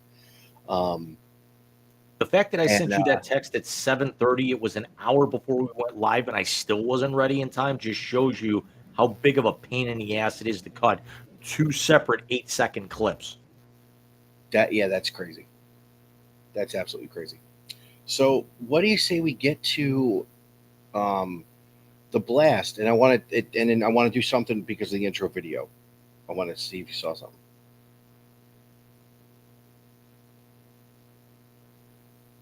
And some things never change. I am not ready. There we go. Okay. Hey, in case you haven't noticed, and judging by the attendance, you haven't. Of course, the dulcet tones of Bob Uecker as Harry Doyle bring us into the blast every week. But I will say, did you see they had the memorial service for Uecker at the ballpark? Yes, I did. That was such a classy move. Did you see Yelich What he had, they all had Uke on the back of their jerseys. I mean, that was just an icon that we lost earlier this year, of course. But I bring up that one to talk about. We talk about college football week 1, Jim. Let's get right into another icon that I saw something I never thought I'd see on Saturday. Of course, you had Ohio State, Texas, the biggest game of the week, which was really ugly. It was ugly. It was, let me say this, it was a defensive struggle. Both defenses played very, very well. You had a quarterback on one side that was coming in with a lot of hype that played absolutely terrible. And you had another quarterback who was the final 5-star of the Nick Saban era who played well enough to win. He didn't blow people's minds with how he played. Bucks got to win. I'm happy with it. Move on to next week when it's the bands at halftime because, they're playing fucking Grambling. The only thing I will say about this is that this is, yes, you beat the number 1 team in the country, and Yeah. this is not me throwing shade, but Buckeye fans have absolutely nothing to hang their hat on about that because No. if you think about it, in every single facet of that game except for 2, and one is penalties, and then the other is the fact that is time of possession. You got basically dominated all the way through, completely down the stat sheet. See, now it was down the stat sheet, but if you watch the game, and I listened to Hawk Harrelson and Paul Keels because I was working all day yesterday. But if you watch, and I tried to watch as much of the full highlight package as I could. The numbers didn't tell anything. Texas, who prides himself on having a good offensive line, a good run game, gave up like 15 quarterback pressures and only ran the ball for 70 yards. So, and they were getting beat off the ball a lot in the trenches when they were on defense. So stat sheets aside, yes, this was an ugly game, but sometimes you got to win ugly. End of story. Whatever. But more of the pregame is what I wanted to talk about. And of course, we touched on it last week in our preview. It was Lee Corso's final broadcast on television, where it all ended, or where it all started, with the headgear. Did you notice what Fox did? Or did you hear about it? Before you get into that, I would like to drop my own YZ number of the week. Oh, very nice.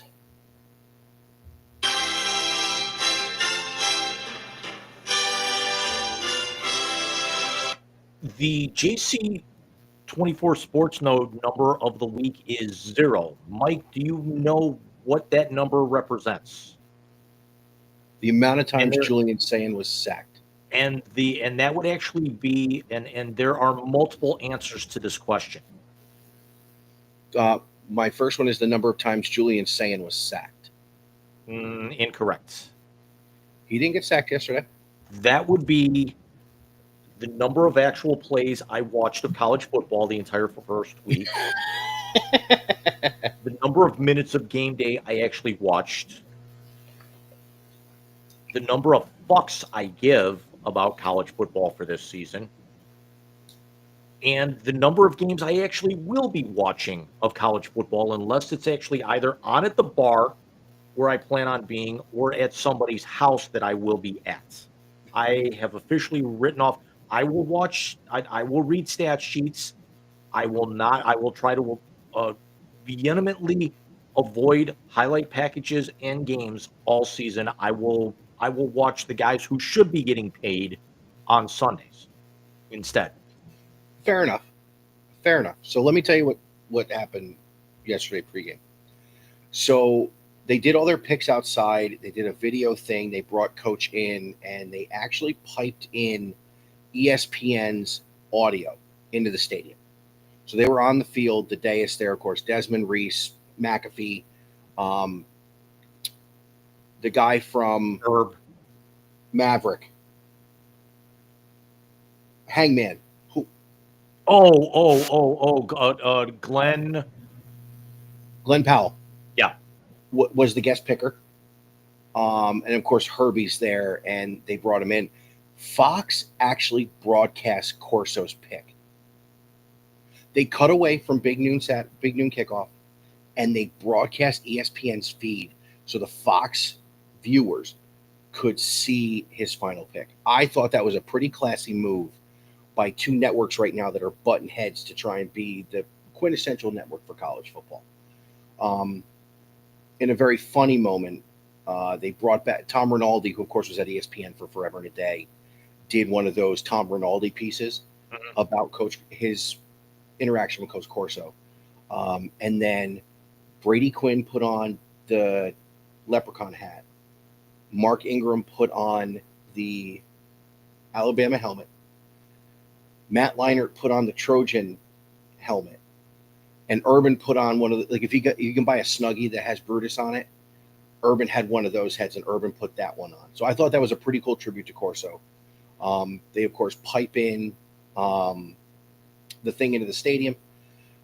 He says, this is the easiest pick I've ever had to make. Texas is loaded. They're number one. They've got a Manning under center. Ohio State has no chance. And then, of course, he puts Brutus on his head, much to the delight of the 102, almost 103,000 people in the stadium. There were tears shed. I'm not talking about the stadium. I'm talking about me. About damn time you showed up.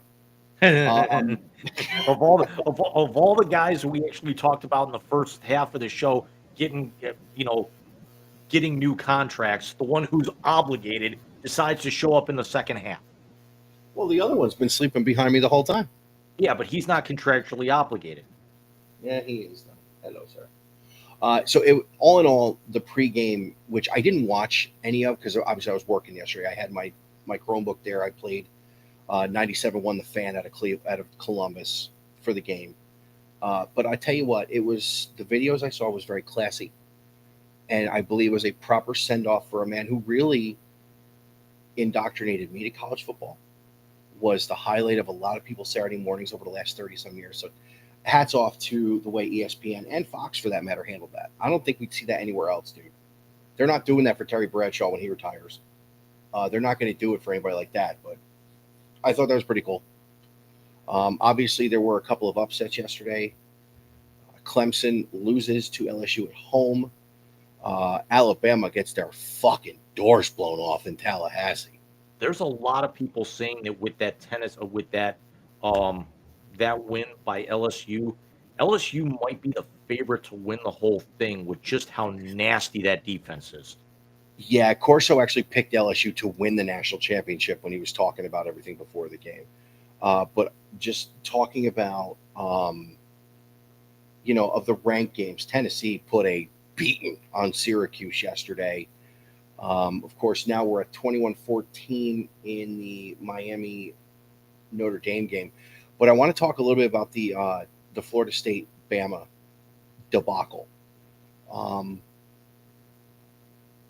Jim, is Florida State recovered from their trash year post playoff snub, or is Alabama just not that good? I don't think it's either, to be honest. I think this was just one that Florida needed this one a lot more to be able to get the taste of 2024 out of their mouth. And okay. I don't think it was Alabama coming out flat. Florida State could be, an interesting team. I don't think they're going anywhere in the ACC. I still think it's Miami's conference to lose at this point. It's even more than Clemson, who again, LSU took down. I think Clemson could be a potential playoff team, just kind of forecasting out here, even though I'm not going to be watching any of it this year. But there's, I think LSU's got something this year, and I think just when LSU's going to be that good, nobody was going to stop them, including Clemson. As excuse me, Bless you. Thank you. As my mute button for whatever reason didn't work. It's all good. It was but I think it's more of an aspect that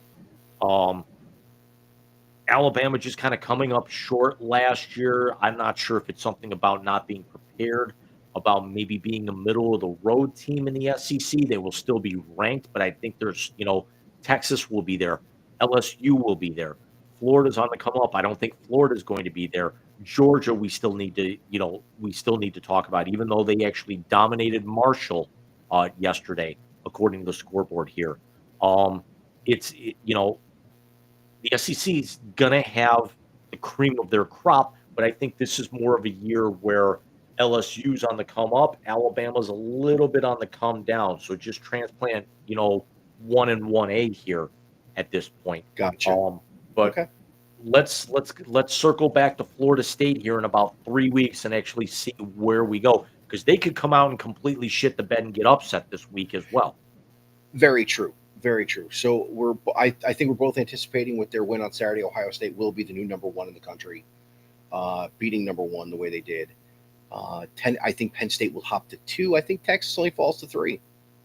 I think so as well, and I don't see Ohio State being a unanimous number one because, again, No. it was a win. It certainly was not the most impressive win. It was ugly.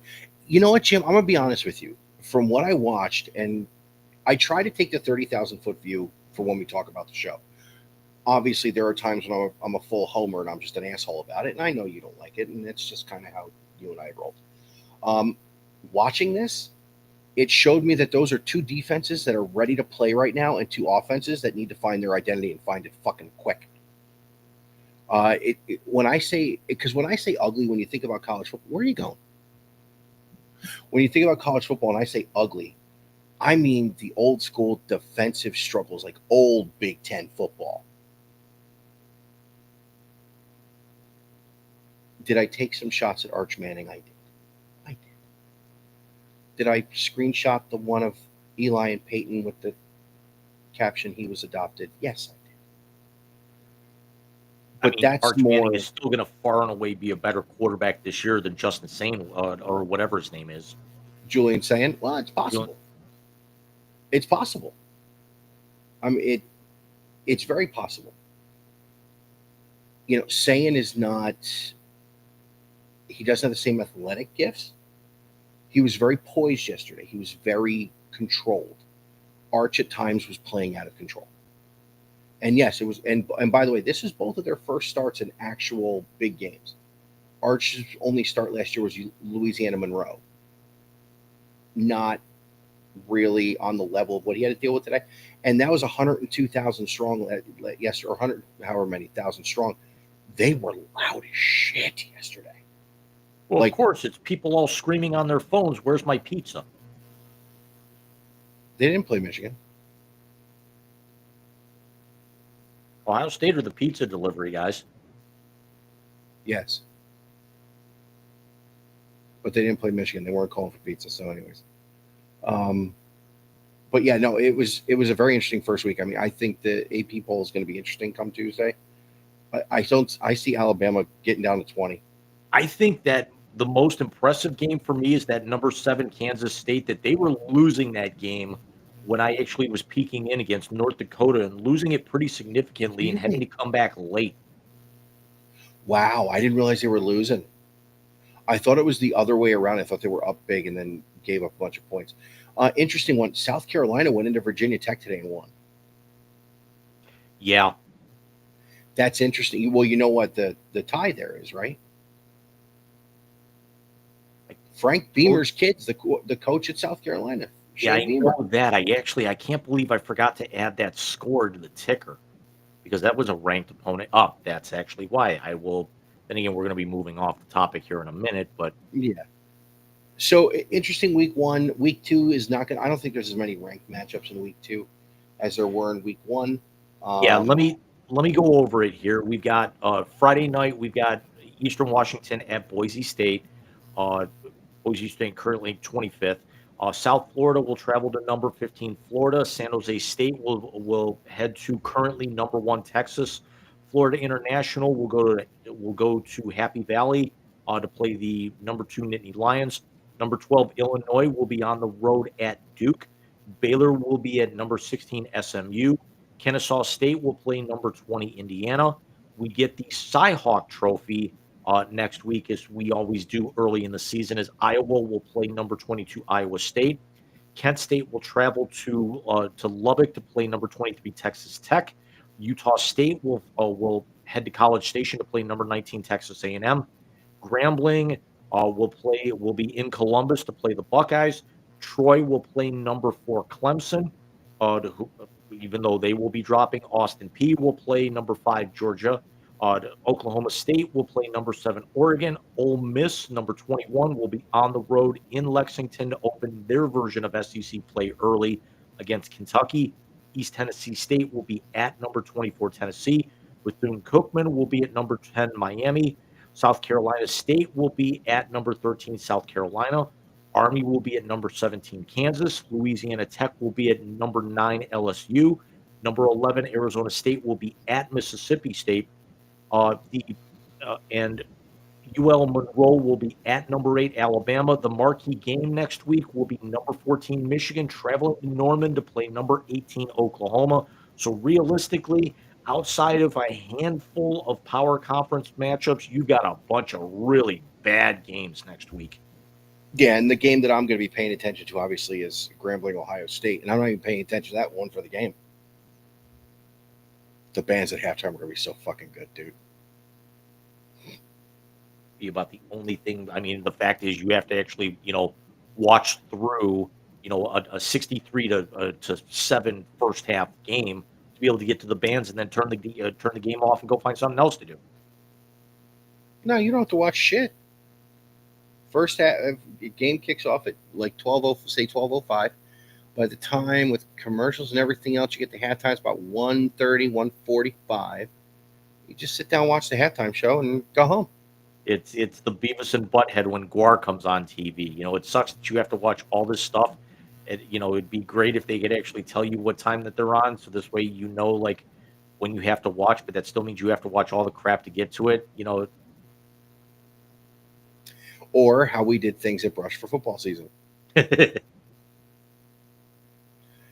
So yeah, week 2 is normally we don't see the big. I'm interested to see how Bryce Underwood does on the road in Norman.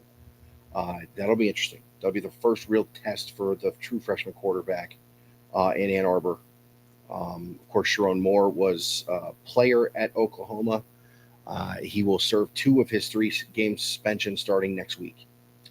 So that's about all week 2 gives us is that BS. Jim, tell me about the ball boy. So this actually happened a little over a week ago, and I just found out about it earlier today. A minor league baseball game saw, and it was between the primary team here were the Quad City River Bandits. And the Quad City River Bandits are they're a high A affiliate of the Kansas City Royals. So the catcher is arguing balls and strikes in the first inning. He gets tossed. The manager comes out and argues about a foul ball, also in the first inning. He gets tossed. The ball boy brings 6 baseballs, 3 in each hand, out to the umpire. The umpire holds out his hand, and the ball boy does this. He puts them in his hand rather forcefully. The umpire ran the ball boy. Is Angel Hernandez working in the minor leagues? That's some petty shit. In a game, you could definitely tell from all accounts, there were people that were there posting on Reddit and everything. From what I read, you could clearly tell it was a one-sided affair, and it was very judgmental at that point to be able to run the catcher, the manager in the first inning. That's insanity. That's actual insanity. Real quick, 24-14, Miami. As there is 9:42 left in the fourth quarter, just kicked a field goal. So a 10-point lead with 9:42 left in the fourth over Notre Dame. So that's crazy.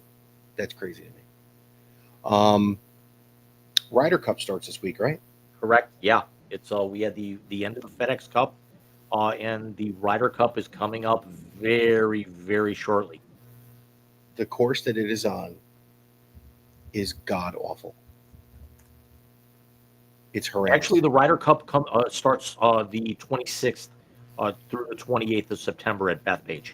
Okay. I would say it's on the black course at Bethpage State Park. And I was going to say, Mike's saying that the course is god awful. It's probably the nicest course on the Eastern Seaboard. It is easily the toughest course that any major will have been held at in the last 10 years. Yeah, and of course, Tiger very famously won at Bethpage on the black course at Bethpage State Park in 2002. It was his second or third U.S. Open at that point in time. Right. Um, Apparently, his kid made an ace at the junior amateur over the weekend. I heard. Listen, he's another one. You know, I hope to God the mainstream media does not make this a Bronny thing with Charlie. I mean, come on.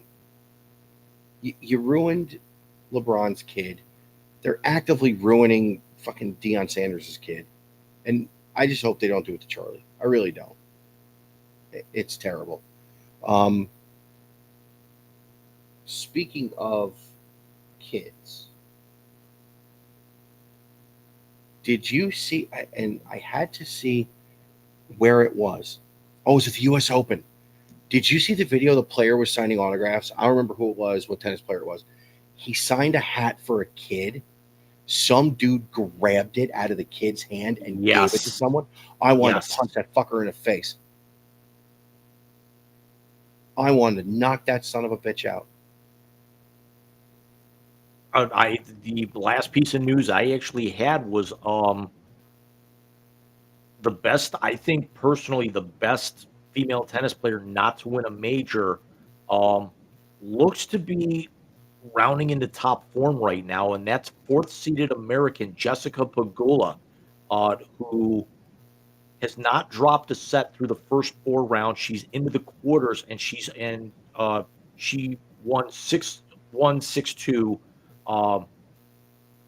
in her 4th round match earlier today against American Ann Lee. It's the fewest games that she's ever lost in a Grand Slam win in her career, and she has not dropped a set so far in this tournament. Hopefully, she can break through here with this. Getting to the finals back at Wimbledon last month. I would definitely like to, because I mean, she's kind of getting up there a little bit in age for female tennis pros and everything. So I'd like to be able to see her get at least one, and do it in her home state, as we established that her parents are Terry and Kim Pegula, the owners of the Buffalo Bills and Sabres. That's right. When you said the name, I was like, wait, that's the girl whose parents own the Sabres and the Bills. So yeah, I hope she wins. I do. There's only one American man left in the tournament too. I just saw that on ESPN. Taylor Fritz, 4th seed. Yep, he's left. Speaking of that, you see Djokovic is in his 64th quarterfinals at a major. And he won in straight sets earlier today, 6-3, 6-3, 6-2 over German Jan-Lennard Struff. Good Lord. Hats off to Mr. Kate Upton getting to win number 265 today. He threw 121 pitches, and he won't pitch again ever. But anything else? I'll tell you what, some of the guys that we've actually spoken about tonight doing pretty good for themselves. Mr. Kate Upton, Mr. Soon to be Mr. Taylor Swift, Mr. Haley Steinfeld. I saw a thing on TikTok where it was a montage of people changing his last name to Swift in Madden. Oh, speaking of video games, I didn't tell you what I did the other day. So I'm sitting at work on Friday, and our points, how I get the gift cards and stuff, they load on Fridays. I didn't think I was getting any from last month, and it turns out they were running a thing, do loans where you pay off somebody's debt, and we pay it directly. You get points for it. Well, I got extra points on Friday. The Show 25 was on sale for $27.99. Yeah. You start in high school now. metal bat sounds and everything. You have a choice, but you're getting recruited. I was recruited by both TCU and Cal State Fullerton, and I was drafted by Arizona in, I think, the 6th or 7th round. And you have to make the choice. And if you go to college, you can't come out for 3 years. You play 3 seasons of college baseball with the ping, ping, ping, ping, ping, and then you go into the pros trying to become the number 1 pick. It is so cool, dude. And I scanned my face for my character. It's great. Speaking of ping, ping, ping, ping, ping, the Baseball Bat Bros dropped a video over the weekend, how they always test out new shit. Maybe you've heard of this. I can't think of the name of it now. Oh, it's killing me. It's on the tip of my tongue. I watched it earlier.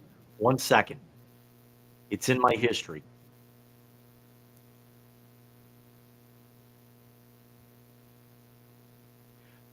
Michael, have you heard of the Brooklyn Smasher? I have not. It is a self-defense bat that kind of has a rubber-ish handle and a kind of composite barrel.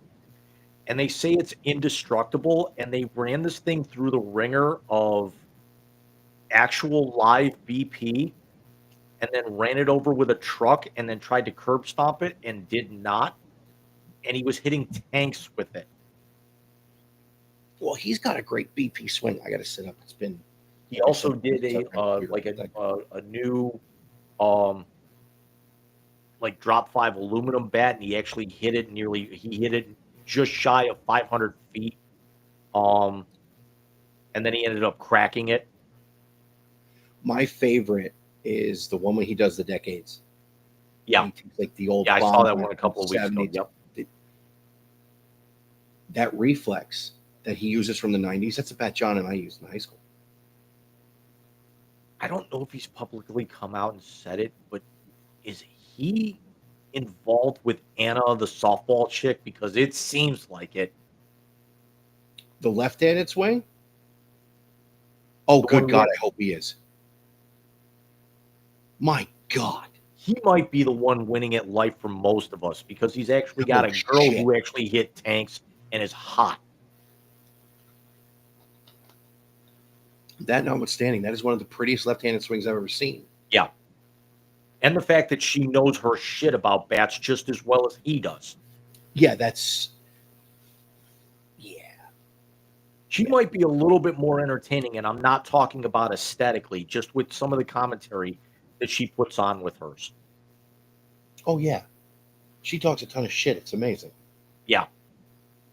Because you can almost kind of tell that sometimes when he doesn't have the hit tracks or whatnot set up like just off to the side of the the batting circle and everything, how he's on the walkie-talkie, it sounds like her. It does. It absolutely does. I am interested to see, because I've never watched their content off season. Like during baseball season, I've watched it a bunch. Excuse me. But I've never watched them do their off-season stuff. So I'm interested to see that this coming off-season. Oh, my God.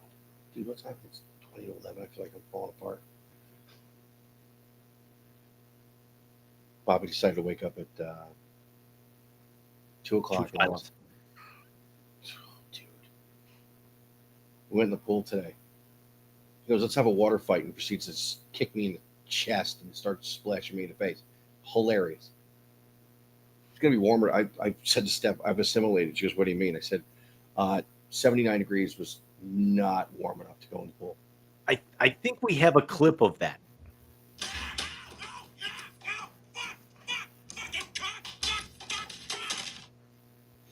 I can't say those words to him. He goes to pre-K. I get in trouble. But James, it was an interesting week, but I believe there is only one thing left to do, sir. Would you shut up and just push the button already? No, God! No, God, please, no! No! No! It's the YZ Translator on the Wise Guys Sports Show. I'm forever unclean. Yes, ladies and gentlemen, the dulcet tones of Kamala Harris and the Benny Hill theme song can only mean one thing, and that is the YZ Translator. It is the best segment of the night because it is the last segment of the night. It's that time when James and I give each other names inside and outside of the sports world. And the first thing that pops into our head is what we give you as an answer. Normally, when we started this endeavor, of course, we will call it the Translator 1 of Sanika Wallace. We have had a ton of fun with this over the years, literally years now.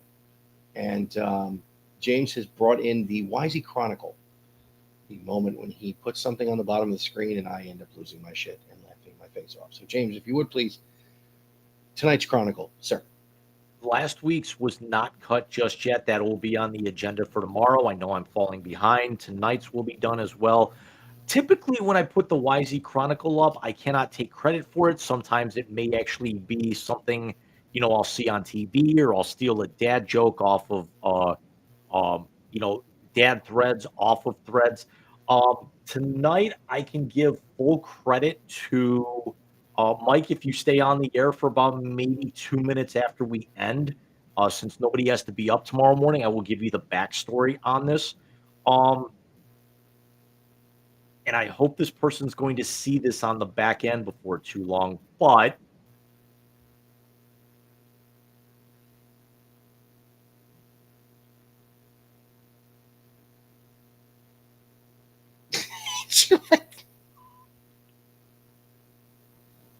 who the hell?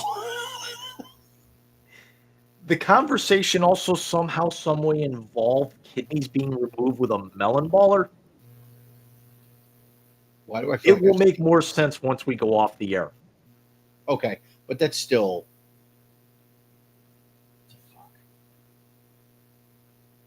That's insanity. Oh my God! So James, it's entrusted upon me to give the first name in the YZ Translator. We'll go a little off book here, and I am going to give you the man leading Miami right now in a winning game against Notre Dame, and that is transfer quarterback Carson Beck.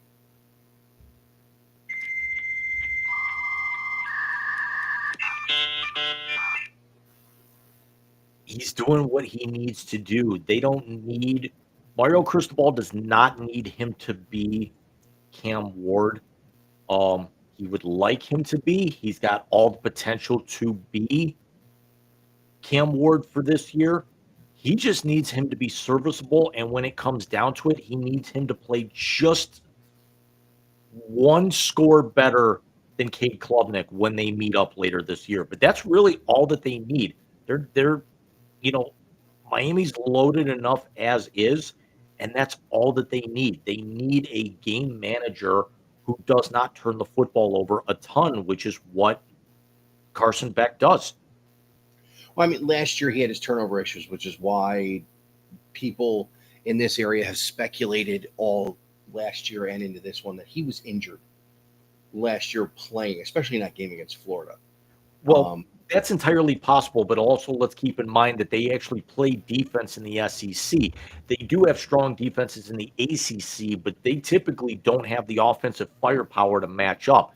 So if it's this is certainly a scenario that, Cristobal's got to know, even if Beck has turnover issues or if he's trying to play through an injury, they get 2 scores ahead of somebody with their schedule in that conference. Even if it's Clemson, they can maybe kind of coast the rest of the way. He just needs to manage. He can have that turnover late, but I don't think it's going to cost them. No, I agree with you. It's definitely the skill players that he has at Miami in comparison to what he had at Georgia last season. It's head and shoulders in Miami's favor. Can we also discuss for 2 seconds, and this is more rhetorical than anything, how good is it to have Catholics versus convicts back on, even though the result is the same because it looks like it's going to be Miami again? Yeah. Well, Although we get don't count this out with, Miami having the ball, still in their territory. There's still 6 minutes left in this game, and it's a one-score game. Yeah, and let me say this: we get Catholics versus convicts every year. It's just John Carroll Mountain Union that is closer to our hearts because that game is played right by where we grew up. But I will say this: yeah, Miami can make a statement tonight, and Notre Dame, if they come back to win this thing with a defensive stop and a score, can also do the same thing. Very few games in August, September in college football are like that.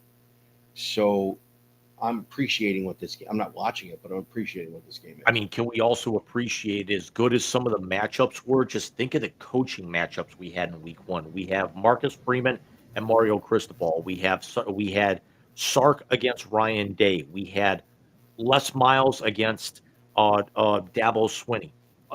Brian Kelly. Brian Kelly. Okay, still, either way, it's just that's three marquee games by 3 guys that are like among 6 guys that are amongst the elite in college football altogether. Absolutely. No, you're 100% right. The coaching matchups this week really not talked about as much though, as they could have been. And all 3 of these have also been relatively close games. They were all one-score games primarily. Bless you. Thank you. It was my turn. Mike, your first name in the Wisey translator tonight had an unfortunate end to his day today. And I'd like to get your thoughts about it. And I'm wondering if you saw it. And that would be Los Angeles Angels outfielder Taylor Ward.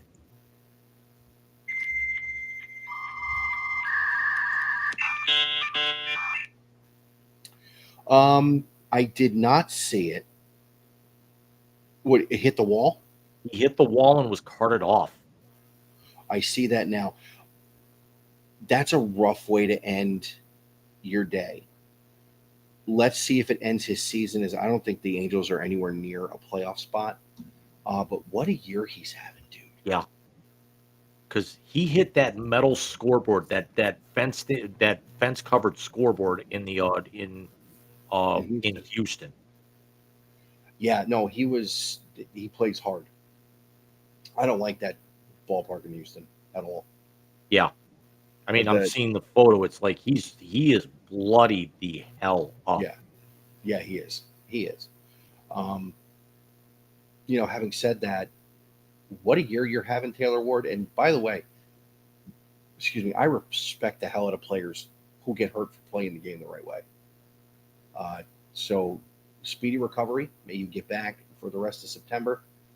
Because, September 1st is tomorrow, dude. That's fucking sad. 30 home runs and 94 RBIs puts him in the top 10 in both categories. Yeah, you're right. What a great year he was having. Yeah, and hopefully it's not something that keeps him out of the lineup for a long time. Obviously, go through concussion protocol, make sure you're through it properly, and then let's get you back on the field. In a game, the Angels won 3-0, and in that game, by the time he came out, he was 0 for 1, but had 3 walks. So the guy knows how to get on base, even though he's only hit 28 for the year. Yeah, his OBP is pretty decent for a guy hitting less than 230. I have to give credit where credit's due with that. Notre Dame's going in to score. So anyways, James, your second name on the Wisey translator for this evening. And yeah, I'm going to go here.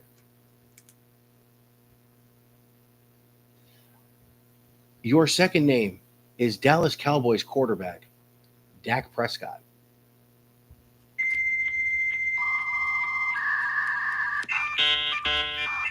We talked about Parsons not getting paid. We talked about Deron Bland getting paid. Talk about the only difference between him and Deshaun Watson is at least he's healthy on the field and can contribute. But that is still a contract that they are going to be riddled with, that they cannot move off of, that they are not going to be able to improve on. And that is going to be, I can't even say it's going to be the move that is going to define Jerry Jones, but it's going to define the Dallas Cowboys over the course of the next 3 to 5 years, because you're stuck with that for the next 3 years, barring any type of major injury, because nobody's going to pick up the tab for that, considering he's already north of, he's already on the downside of 30. You know, he's 32 now. Try to get out of it what you can. If Dallas is going to make any type of, I mean, it was something that it was working out at that point that they were going to be able to improve, because we have to admit, as much flack as we give the Cowboys, arguably a top 5 quarterback to receiver combination in football is Prescott to CD Lamb. There's no Agreed. argument there whatsoever.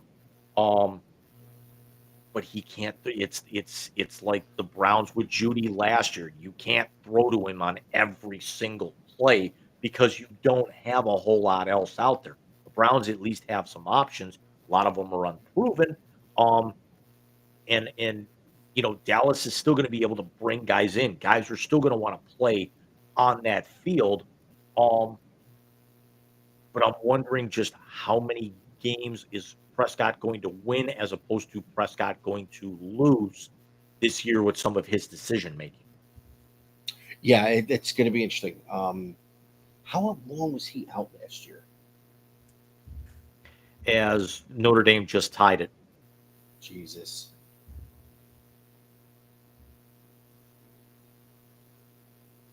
Yeah, they went right down the field there.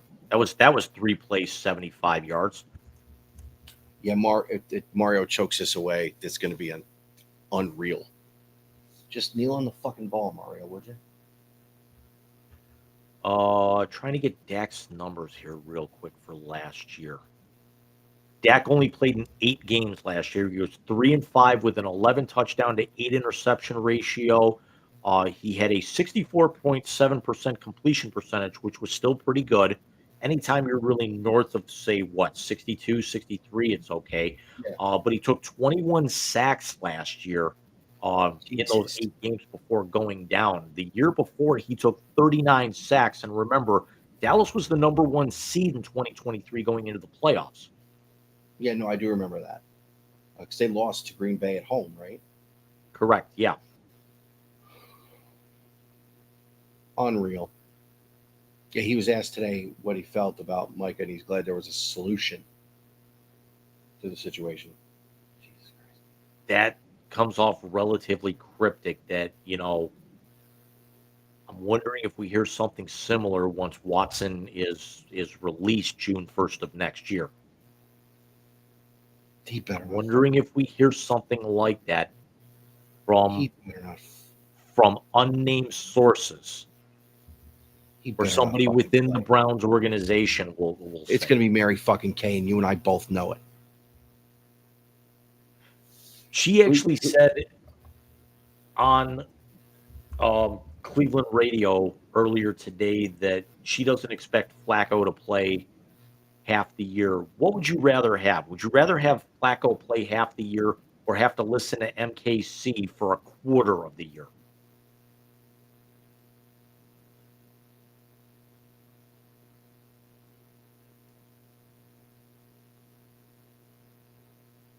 I'm here so I won't get fined.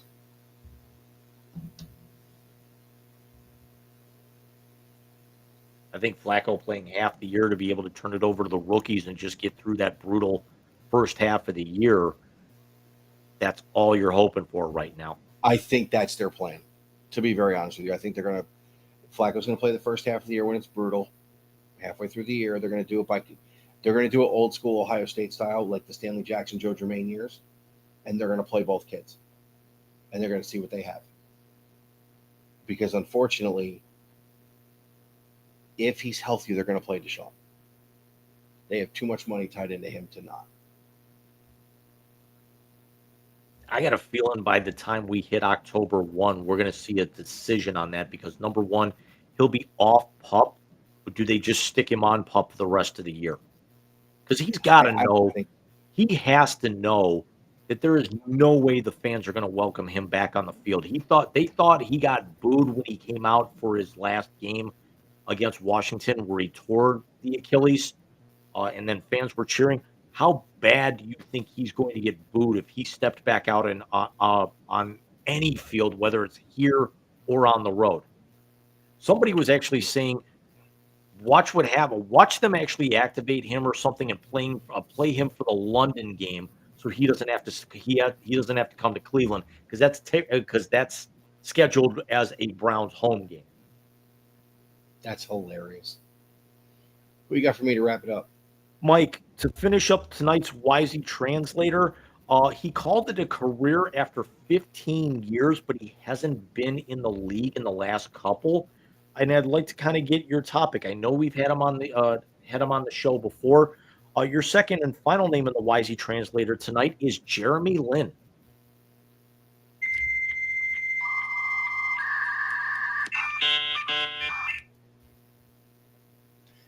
Linsanity is the only time I watched the Knicks and gave a shit since Patrick Ewing left. He was so good. If he would have had the right opportunities, he could have been a more impactful player in the NBA. But he was on the Knicks. And then they went out and traded for Carmelo Anthony. Didn't he, correct me if I'm wrong, didn't he step in when Anthony got hurt? No, he stepped in because they had guards that got hurt before the Anthony trade. So they had a couple of guards that gotten injured, and really for about, and this was it was only about 2 weeks, the Linsanity thing. Him and Amari Stoudemire were running that offense like a machine. Sorry, again, sore. And then they went and traded for Carmelo Anthony and gave Carmelo the team, and that's how it was. According to ESPN reports, finished his NBA career with averages of 11.6 points and 4.3 assists in 480 games. He played for the Knicks, Warriors, Rockets, Lakers, Hornets, Nets, Hawks, and Raptors, and won a championship with the Raptors in 2019, his final NBA season. He's been playing in Taipei for the last few years and has basically been overseas since winning that title with the Raptors in 2019. Well, hats off to a nice career, Jeremy. It was fun while it lasted. He's an interesting dude too. Outside of that, good show, my friend. Very much so. Yeah, we're gonna have to. I mean, we got a lot to live up to next week because we're really just gonna be recapping scores. We're gonna be almost like a highlight package, you know. Nice. I mean, at least I will say next week I'll have all the graphics done because those who were late don't get fruit cup. Exactly. Did you watch his episode, the Sports Center? I watched some of it. Yeah. I forgot it was on, but I actually didn't because I know they put a lot of it up on their YouTube page. The intro from when we were kids just brought, and then the thing with Stu. I mean, come on. Everyone saw the thing with Stu. He did say something interesting with ESPN getting inside the NBA. Could you imagine him on that day as with those boys? There's part of me that Kenny, Shaq, Chuck, and Stu. There's a scenario I could actually see where they move him to in there because you figure Ernie's probably not going to stick around very much longer. I mean, Ernie's definitely gotten up there. Ernie's in the Hall of Fame. He's had some health issues in the last few years. You know, with his kid passing away, you know, a couple of years ago. I could definitely see a scenario where Rich might be able to step in. Yeah, no, I when he brought up the inside the NBA guys and adding Stewart to that rotation, it's like, come on, that would have been amazing. Yeah, that's rough, dude. That's rough, dude. We're into September in 58 minutes. We will turn the corner into September. Well, the things we have to look forward to here on the Wise Guys, one of them is, of course, the title of a Green Day song, because we are now into the stretch run of Major League Baseball. We will have the Wise Guys present the Big Weekend baseball show at the end of the year, of course, previewing the playoffs. We're running hard. We got NHL training camps opening in 2 weeks. We've got preseason hockey starting on the 19th. We're inching closer to NBA camps open. Those will open in October. We got Ryder Cup, as we mentioned, coming up at the end of the month. We've got, we've got the start of the NFL season. We're going to recap next week. We'll look at, we won't spend very much time, if at all, on college football next week, just because, again, there's only the one game that really matters to anything. The only in terms of ranked opponent, unless we actually get a monumental upset. So we will actually see you guys next week. And Mike, I will be in touch with you tomorrow. Everyone out there, have yourself a safe and happy Labor Day tomorrow, and we'll catch up with you again next week. See you guys next Sunday.